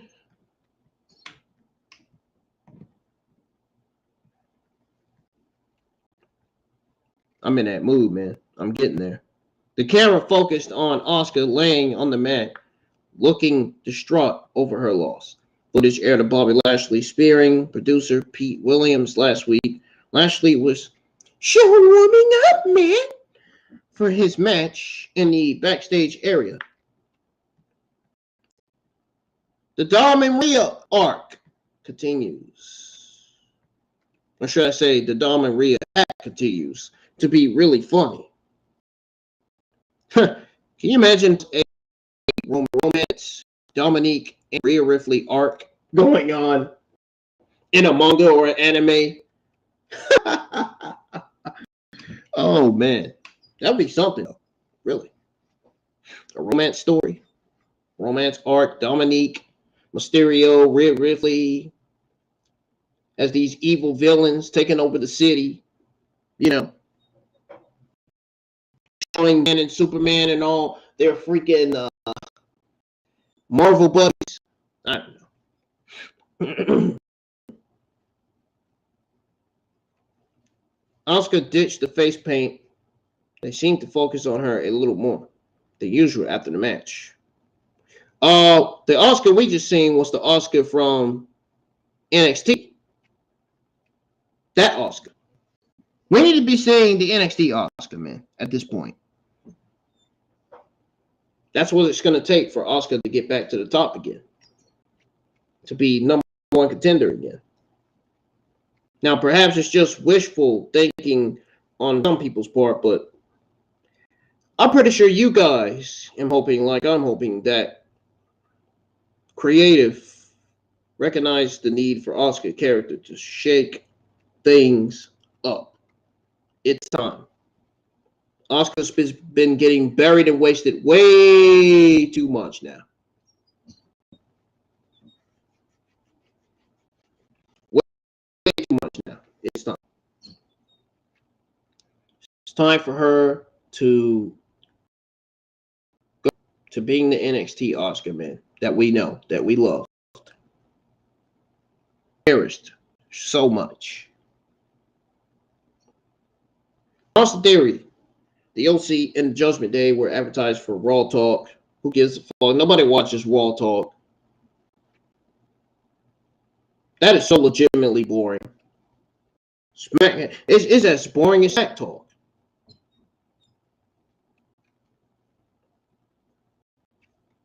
Dom was being treated on the trainer's table. Miami, it burns. Dom said he questioned who the trainer was, whether he was a license. Priest told Dom that something else could burn worse. Funny! I didn't find that funny to me. Graves went on a rant about Asuka assaulting Dom, questioned how Dom could treat Rhea Ripley poorly, or should I say properly. I was going to say poorly what I did, but that wasn't what I was going to say. How Dom could treat Ripley poorly, properly under the milestone. Or should I say properly under the mistletoe.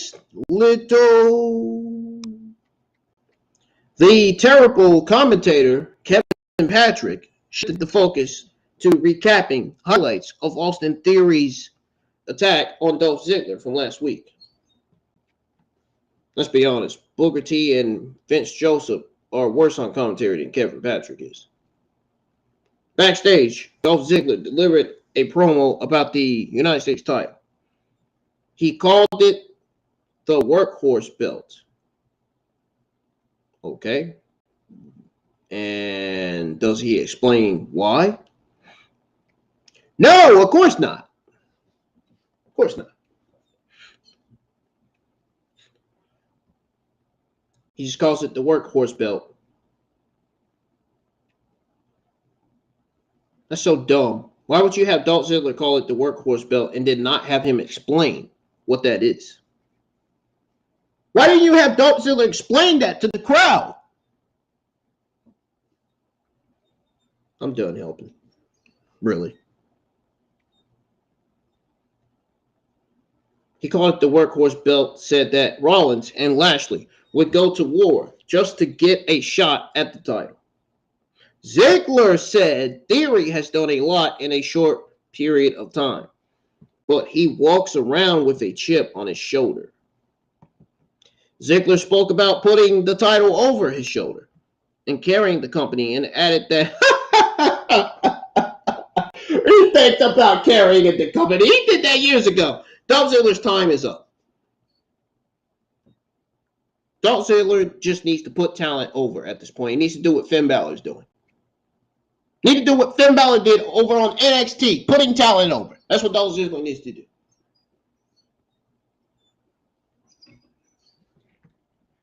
His days as champion is over. Dolph Ziggler will never be number one contender. He's a veteran now. WWE is pretty clear that WWE is done pushing Dolph Ziggler.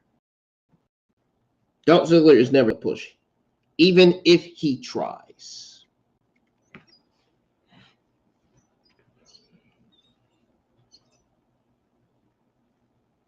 Theory has done a lot in a short period of time, but he walks around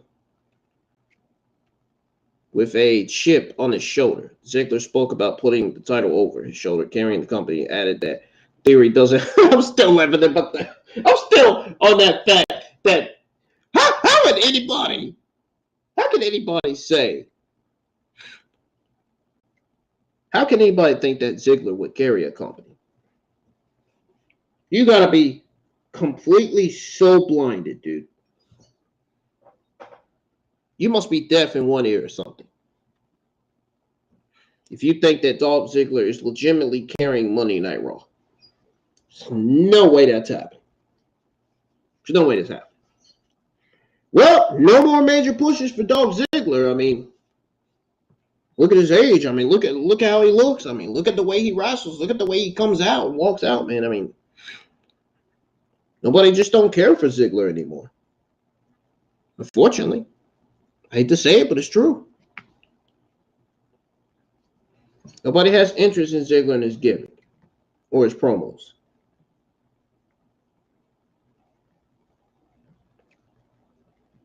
The interest in Ziggler just went 100 to 0.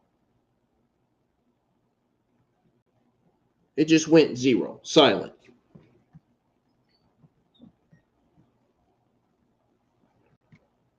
Now, it says here that Theory doesn't know about it. Ziggler said that the cocky arrogance will be Theory's downfall and why he's not a deserving U.S. champion. Dolph Ziggler has moved on from his Paula Pawn Stone attire and is now dressing like Vincent Vega. Vincent Vega from Pulp Fiction for reasons that only make sense to Dolph Ziggler and nobody else. Rightfully so. Nobody cares about Ziggler, man. I don't know why Triple H administration would care to have Ziggler, to have somebody like Ziggler on TV. Oh, yeah, that's right. Put over talent, right? But yet he hasn't been booked in the match to put over that talent. And now has he? No. A brief Bobby Lashley video aired. And then he made his entrance for the main event. Additional still shots of Elf Miz. As if anybody, I know the crowd had to be picking on Miz wearing a elf costume or outfit or cosplay or whatever. Cosplays for females, really. Elf Miz handing out WWE merch to fans was shown. The Miz thought he could get away with evil. Yeah. Look what he had to do. That sneaky son of a...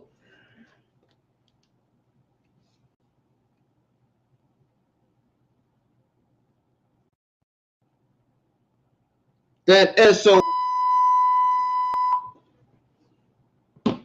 Yeah. I think you guys get it. The broadcast team hyped The Miz versus Dexter Lumis in a winner-takes-all ladder match for next week's Raw. Oh my God, this feud is slowly not getting my interest. I'd be glad when this Miz Dexter Lumis feud ends. Get Dexter Lumis away from Miz. Miz is only putting down Dexter Lumis. He is only just ruining Dexter Lumis' career. Oh! You got these geeks online. Oh, the Miz is just only putting Dexter Lumis over. No, yeah, right. Give me a break. Putting Dexter Lumis over? That's not the way I see it. Not the way I see it, man. At all. We got the main event, Seth Rollins versus Bobby Lashley, to become the #1 contender to the United States Championship. Clearly, Seth Rollins walked out, just like I said. Like I said last week on my Monday Night Raw review, I said it was going to happen, and it did. Seth Rollins beat Bobby Lashley to become the #1 contender for Austin Theory's United States Championship. Lashley clotheslined Rollins to ringside. Rollins came back and hit Lashley with a flying knee off the apron. Austin Theory was shown watching the match on a backstage television. That's what a champion is supposed to do. If Adam Pearce or somebody makes the decision to book a #1 contenders match,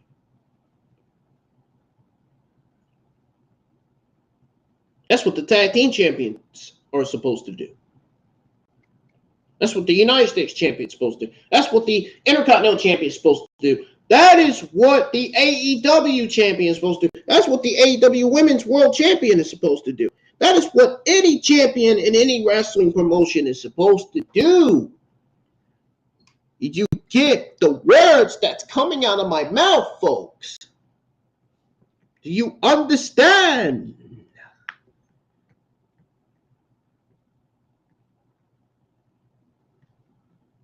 I think you guys understand. Lashley picked up the top piece of the ring steps, but the referee talked him out of using them as a weapon. Caught. Look at him. Got caught slipping. Rollins charged Lashley, who backdropped Rollins over the barricade. Lashley set up for a suplex. Rollins stopped it by kneeling Lashley's head.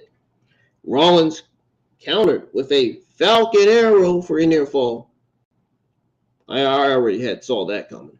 Lashley rolled to the floor.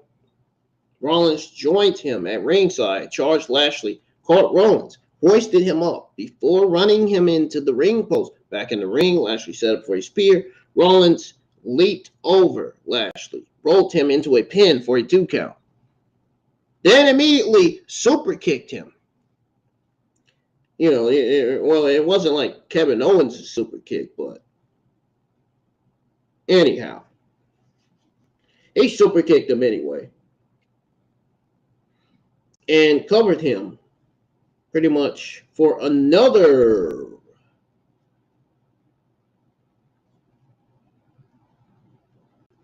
Wait, is my webcam froze? What the?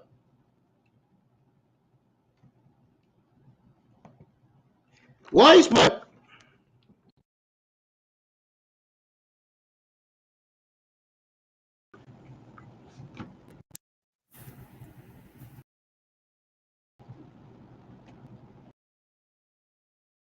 Can you imagine Stone Cold versus Pete Dunne? Guys, I'm so sorry.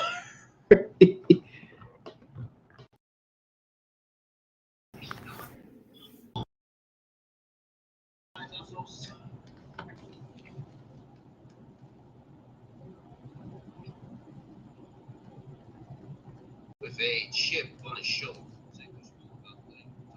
I'm sorry, y'all. I don't know what the heck happened to my camera. That was weird.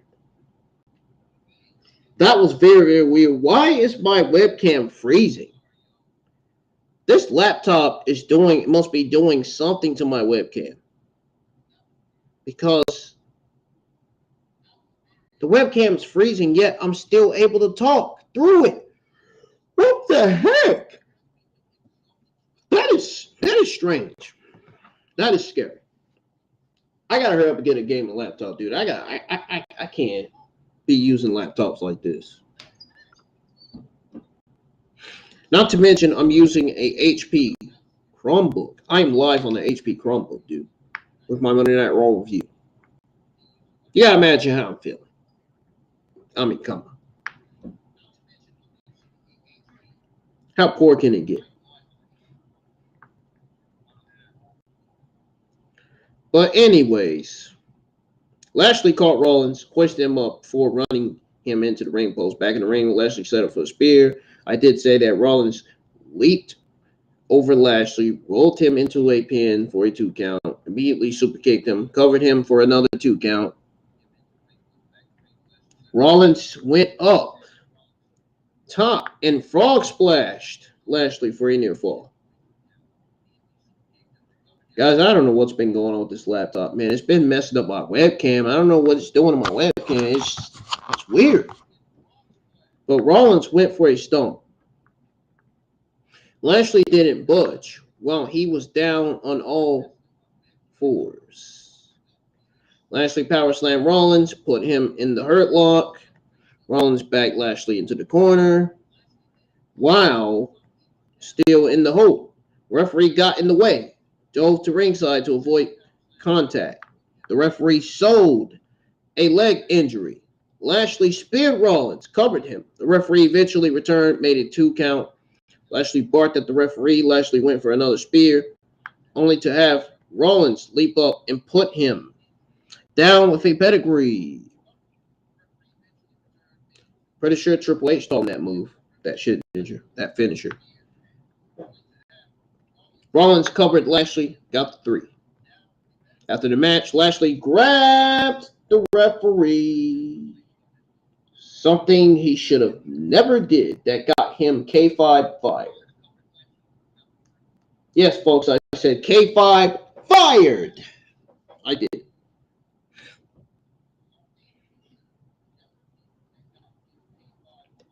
But he grabbed the referee, pushed him into the corner. I was about to say camera. A second referee came out to talk Lashley down. Lashley accidentally elbowed the second referee in the head. Adam Pearce ran out, scolded Lashley, recalled telling him that his hands would be tied. Lashley shoved Pearce aside. Pearce stopped Lashley, yelled, "You are fired." Pearce walked to the back. "Are you?" "I'm what?" Lashley questions asked when some fans near the camera obviously snagged the goodbye song to close the show. It only took a 2 hour and 59 minutes. It only took 2 hours, 59 minutes to get an interesting storyline developed. So, I'm pretty sure you guys are embellishing. I don't know if I'm embellishing on this story development, but I guess it was the biggest development on a pretty forgettable night overall, I guess.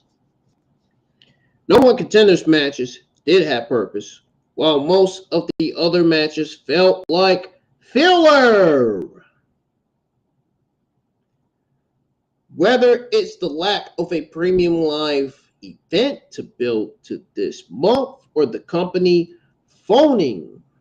Pretty much, if you guys know what I mean by phoning, I think you understand. The company phoning it in for the holiday stretch. I'm anxious for January. Man. You want to know what else I'm anxious for? My 24th birthday, which will be on January 25th. I can barely even talk because I'm talking in my sleep. That's not good. But I am anxious for January to get here because my 24th birthday is that month. And so they can also kick in the hype for the Royal Rumble event as well. Ladies and gentlemen, that's going to do it for your Monday Night Raw review for this Monday, man. If you guys enjoyed it, please hit the thumbs up. And please, let's get some more likes on the stream.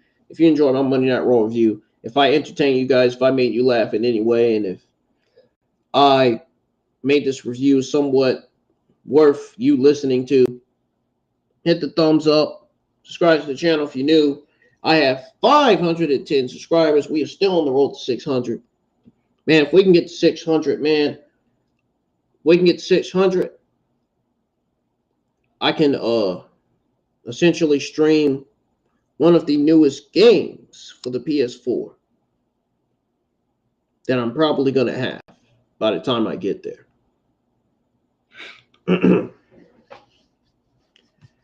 Now, take a 3-4 minute. I will be right back, guys. Don't go anywhere.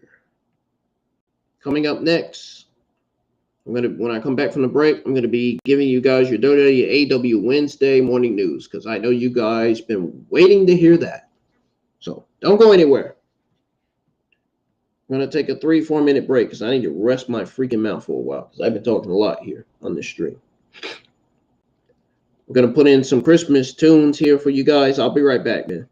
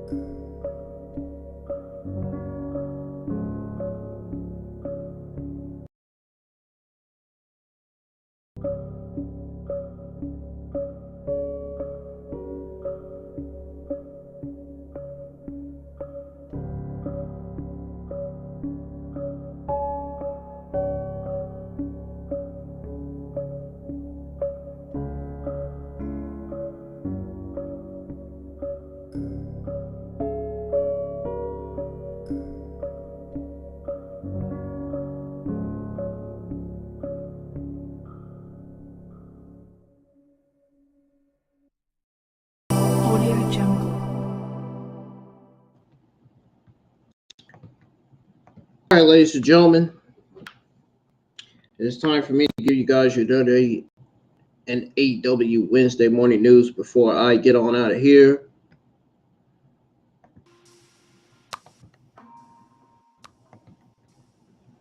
Now, first things first, we are going to start with your WWE Wednesday morning news, and that is on Jamie Noble. So, we're going to start with the news on him. He actually wrestled his last match at WWE live event this week. Noble wrestled his hometown fans in Charleston, West Virginia. Noble teamed up with Braun Strowman, Rich Holland, and Butch as they beat the Usos, Solo Sikoa, and Sami Zayn. Noble won the match after hitting a Tiger Dive on Sami Zayn. This was Noble's first match since he and Joey Mercury teamed up against Seth Rollins on the June the 8th, 2015 episode of Monday Night Raw. He then cut a promo for the match, thanking fans for their years of support. Jamie Noble enjoyed a solid career as an in-ring competitor, but that has now come to an end. Regardless, Noble will now keep himself busy as a producer, and that's all that matters to him now.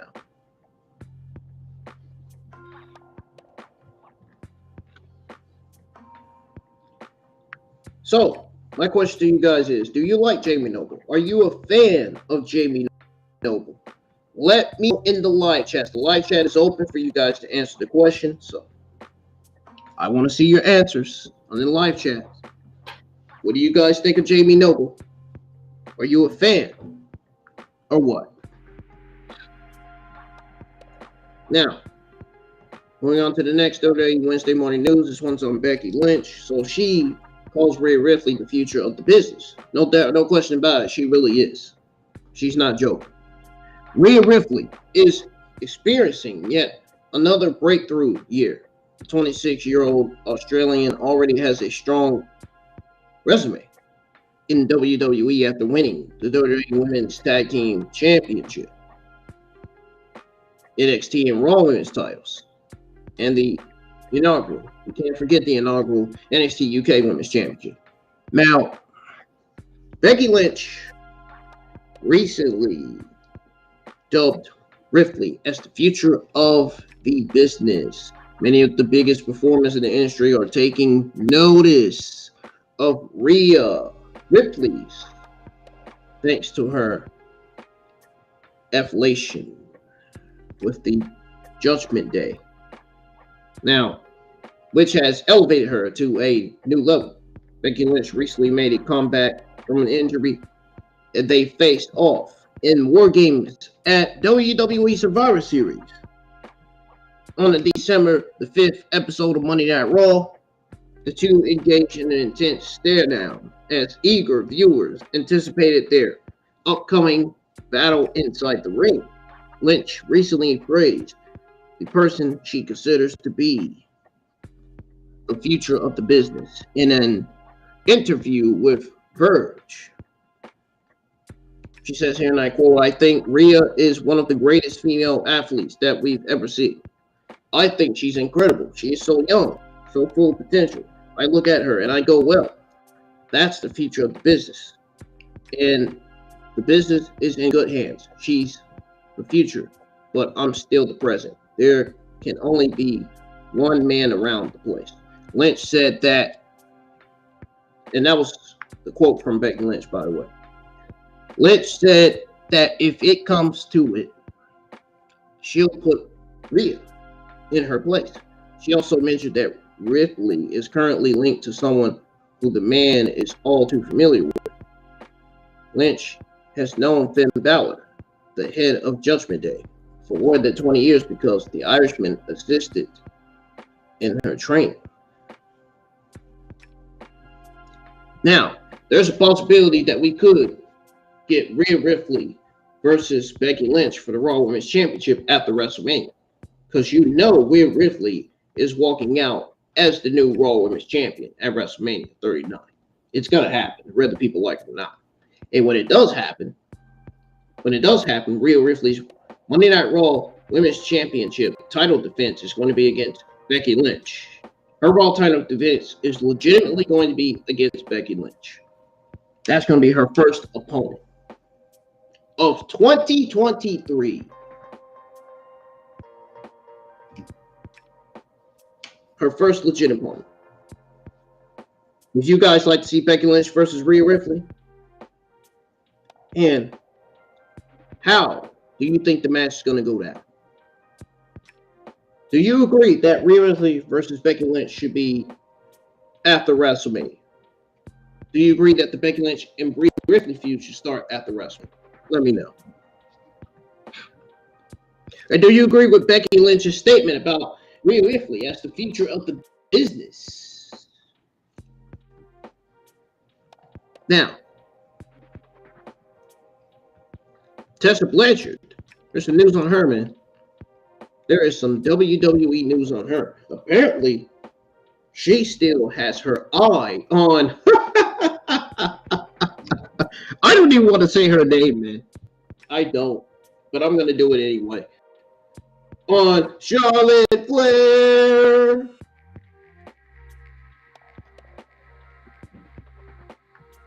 The Android. The ugly version of Android 18. Yeah, that Android.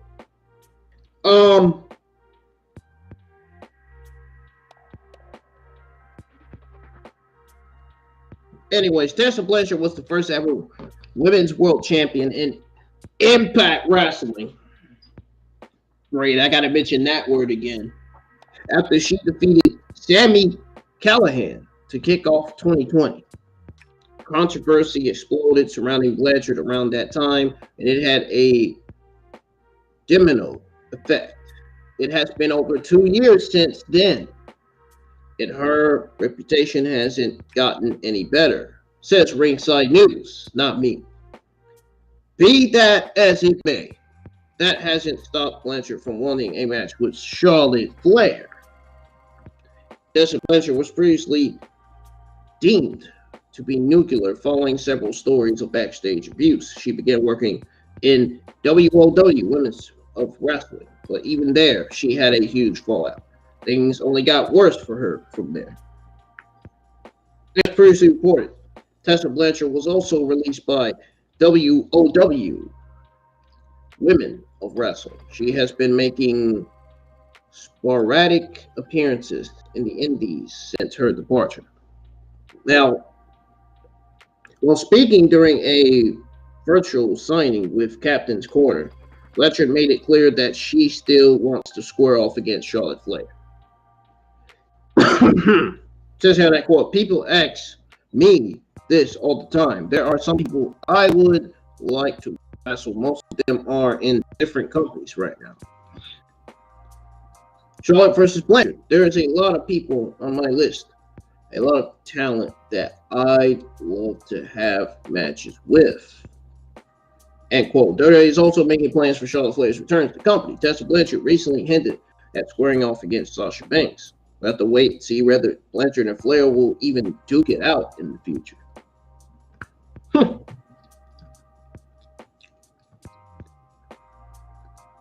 Now, what is y'all's take on Tessa Blanchard? Let me know in the live chat.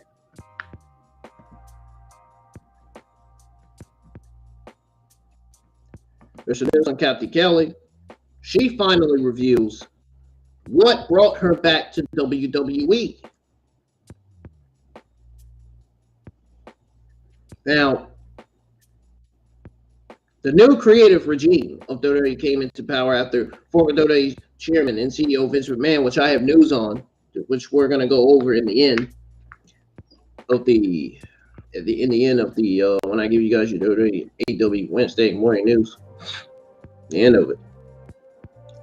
When CEO Vince McMahon, former CEO Vince McMahon, retired from the company amidst sexual allegations and hush money scandals and July 2022. Since then, Stephanie McMahon, Nick Khan have taken over the company as CEO. Oh, by the way, no relation to Tony Khan. But they've taken over the company as CEOs. And Triple H was appointed as the head of creative. WWE has seen a complete makeover with the new management in charge in terms of better storylines, the return of top superstars, and significant improvement in WWE's television product. Cathy Kelley was another name brought back to the company during this period. She spoke about her return during a recent interview on The Big Thing. Says here, and I quote, I remember I just sent him a birthday text. That's sort of what snowballed everything for me coming back. End quote. Oh, but don't tell me she's a Vince McMahon, you know what? Cathy Kelley also spoke about Triple H and Stephanie McMahon's leadership being a major factor in her return. Oh, okay. At least they include Vince's, at least. Thank God. No, please. She was very happy to be in WWE. Then she goes on to say, working for them was very appealing. I think that they are both the epitome of what great leadership looks like. Yeah. Don't tell that to Vince. He'll say something totally different. Just don't tell that to Vince or Bruce or Johnny Laurinaitis. Johnny Laurinaitis. Divas. Don't say that to him either. Or Kevin Dunn. You know.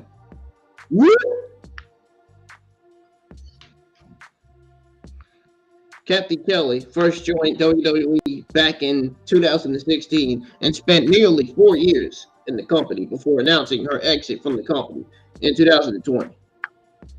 She then went on to appear in Netflix sitcom #BlackAF as a flight attendant.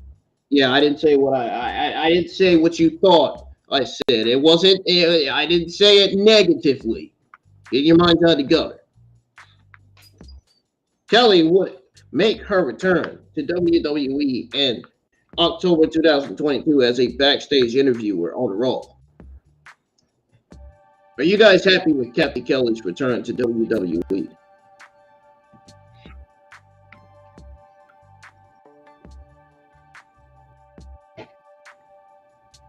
All right. That's going to do it for that. All right, guys. What do we got next here? All right, guys. Next, we have some news on Kurt Angle. We have some news on Kurt Angle and his surgery. Apparently, he's almost fully recovered after double knee surgery. Now, well, speaking on the Kurt Angle show on AD3shows.com, the Olympic gold medalist talked about his recovery following knee surgery. Angle revealed that he is almost fully recovered. Well, that's good. I guess his blessings were answered to the many people who had their thoughts and prayers for him. It says here, and I quote, "It's 6.5 months from the surgery, and I'm almost fully recovered. It usually takes 9 to 12 months, but I'm there. I'm really happy. My legs are stronger now than they were before surgery." Then he goes on to say, "They don't want me to run yet. Probably in another month or two, I'll start running again. But I'm not allowed to run very far," says Kurt Angle. Then he goes and says, "I can't run more than 2 miles." End quote. There is also doubt that WWE would pay Kurt Angle $10 million for another match. Angle even got taller after the WWE surgery. Oh my God. Well, my. As Lieutenant Joe Kendall likes to say on ID. Kurt Angle also appeared on SmackDown last week, so it remains to be seen whether Angle will return to WWE television again somewhere down the line. Now, don't think that he will jump back into the ring. You guys are jumping the gun way too much if you think that now. I'm just saying, for less than 10 million, because Angle was quick to announce that he is going back into retirement after last Friday's rare appearance. Are you guys a Kurt Angle fan? I know there's a lot of Kurt Angle fans out there, man. Come on. Fuck Ronda Rousey, man. I'm not giving out no news on Ronda Rousey. No. It's like something Donald Trump would say, man. I swear. Ronda Rousey. We got Ronda Rousey over there. Ronda Rousey. Anyway.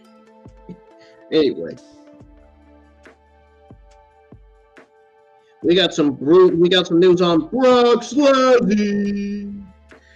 WWE planning massive WrestleMania 39 opponent for Brock Lesnar. According to a new report from Wrestling News, WWE has hit on Brock Lesnar's WrestleMania 39 opponent. Oh, really? And it says it's not Bobby Lashley. Uh-oh. In fact, you're not going to believe this. Dude, you're not going to believe this, man. And here I thought Gunther's opponent was going to be John Cena. I guess that's not the case. I guess they're going to save the match for later down the line. But I thought that was a WrestleMania caliber match.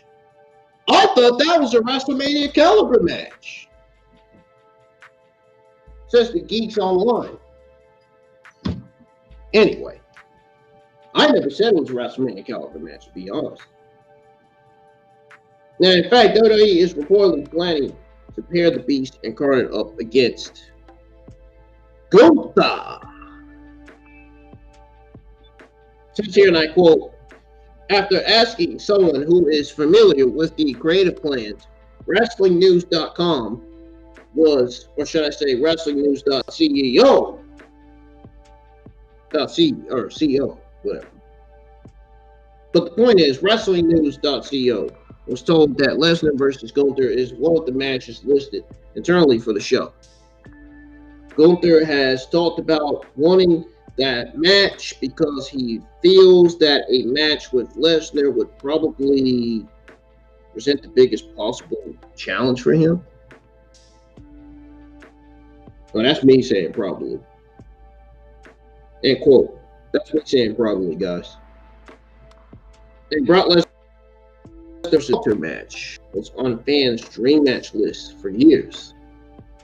Now that he is Gunther, that match is going to reportedly take place.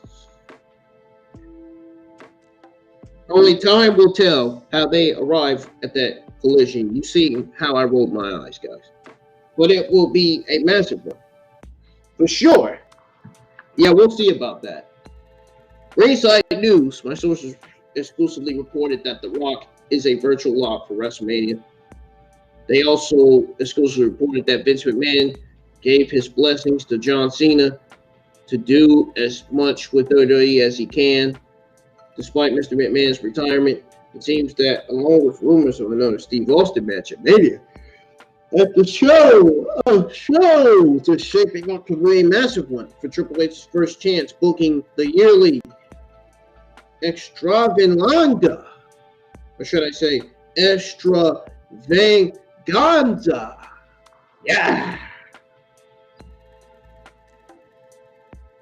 Yeah, I bet it is, man. Sure it is.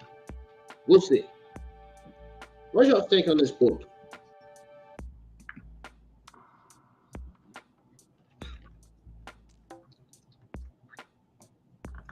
Come on. What is this?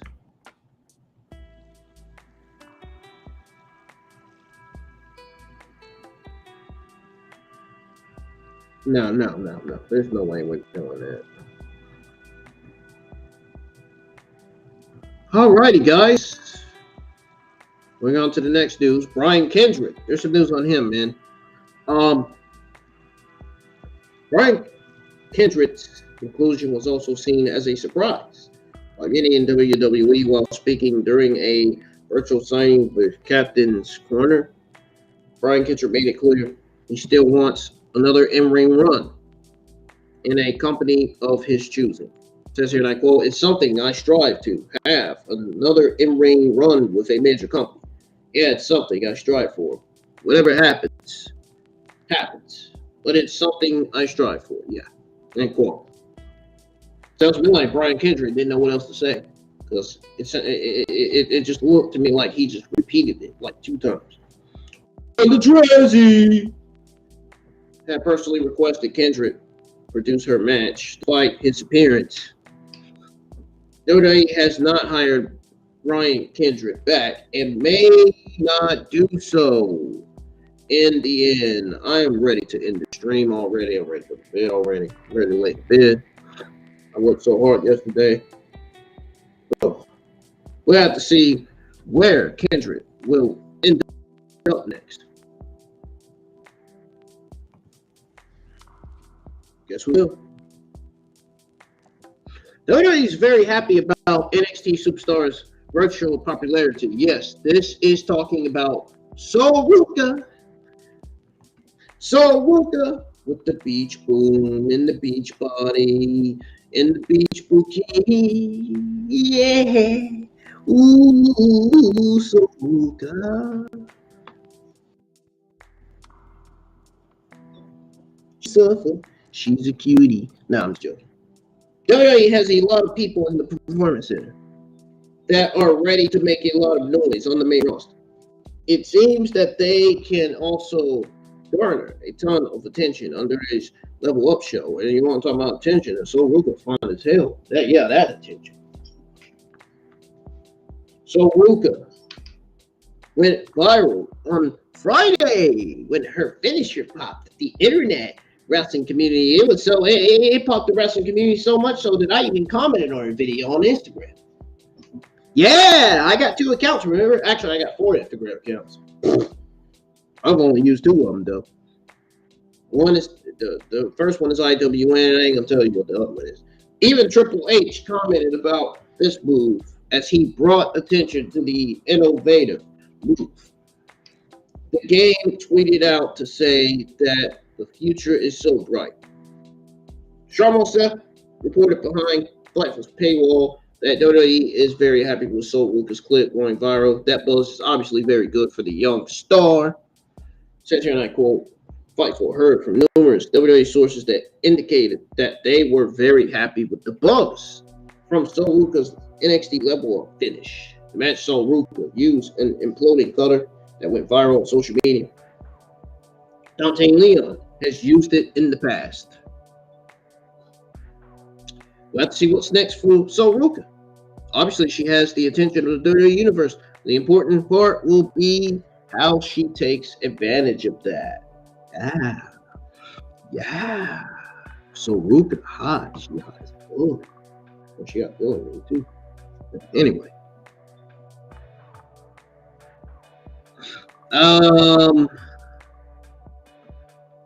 Apparently there's news on William Regal. So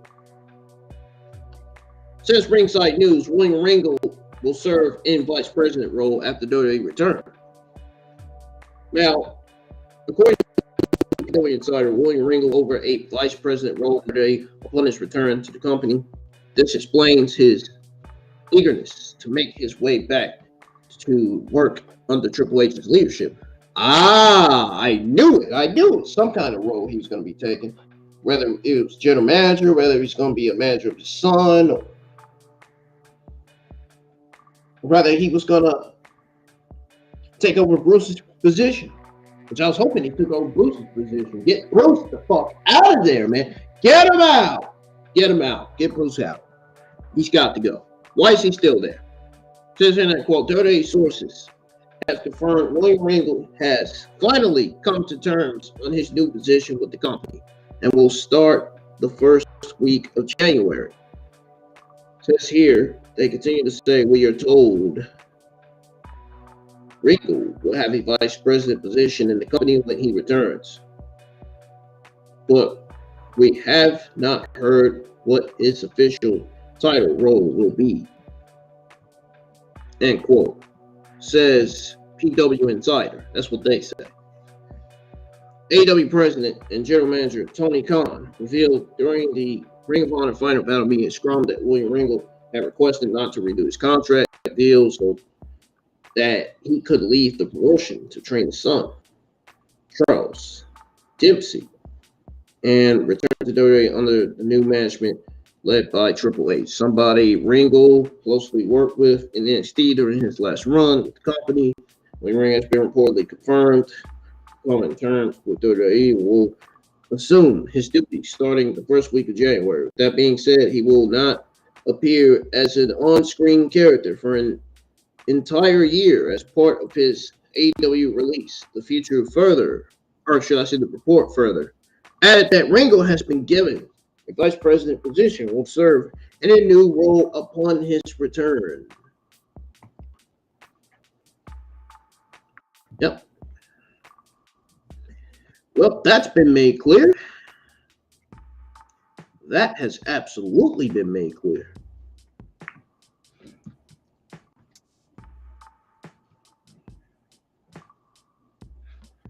All right. I think we can move on to the next news now. All right, guys. Next, we have some news on Roman Reigns. So apparently, I don't know why, but WWE's not considering the WrestleMania plan for Roman Reigns. Why? I don't know. This is a lie. This to me is a complete fucking lie. Now the rumor mill is charting at Full Gear already, says Ringside News. Because they say WWE is about to hit the road to WrestleMania. And we have one reported Mania idea to address, says Ringside News. Ringside News has reached out to confirm the story, since it would mean Roman Reigns would wrestle on both shows. Of course it does mean that. That could be quite a situation to unfold on the road to WrestleMania. They were told this story is not true. They said a tenured member of the team confirmed to them that there is no talk at all about Roman Reigns wrestling both nights. What? Come on, man. This I don't believe this shit. I don't believe it. Fucking BS. Ringside News exclusive reported that The Rock is a virtual lock for the show of shows.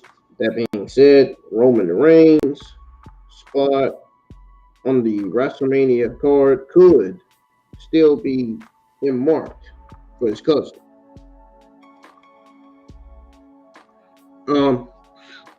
Yeah. You know it is. But anyways, John Cena could also show up, because Vince McMahon gave his blessings to him to appear for WWE as often as he could. So Steve Austin could also make another appearance at WrestleMania 39.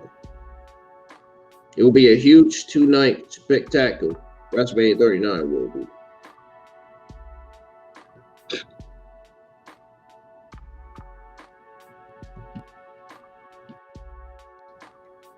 Guys, Roman Reigns is wrestling on both nights, whether Ringside News or any of these other sources believe it or not. Don't let that news fool you, man. Roman Reigns is wrestling on both nights, whether they want to believe it or not. Now, there's more news on Jamie Noble. Noble won the match after hitting a Tiger Dive on Sami Zayn. Yeah, we know that. According to Sean Mossad on Fight for Paywall, other wrestlers' one-off returns are potentially on the table. After Jamie Noble's in-ring return, naturally WWE will have long-term plans for which Every talent decides to have one more match. Excuse me.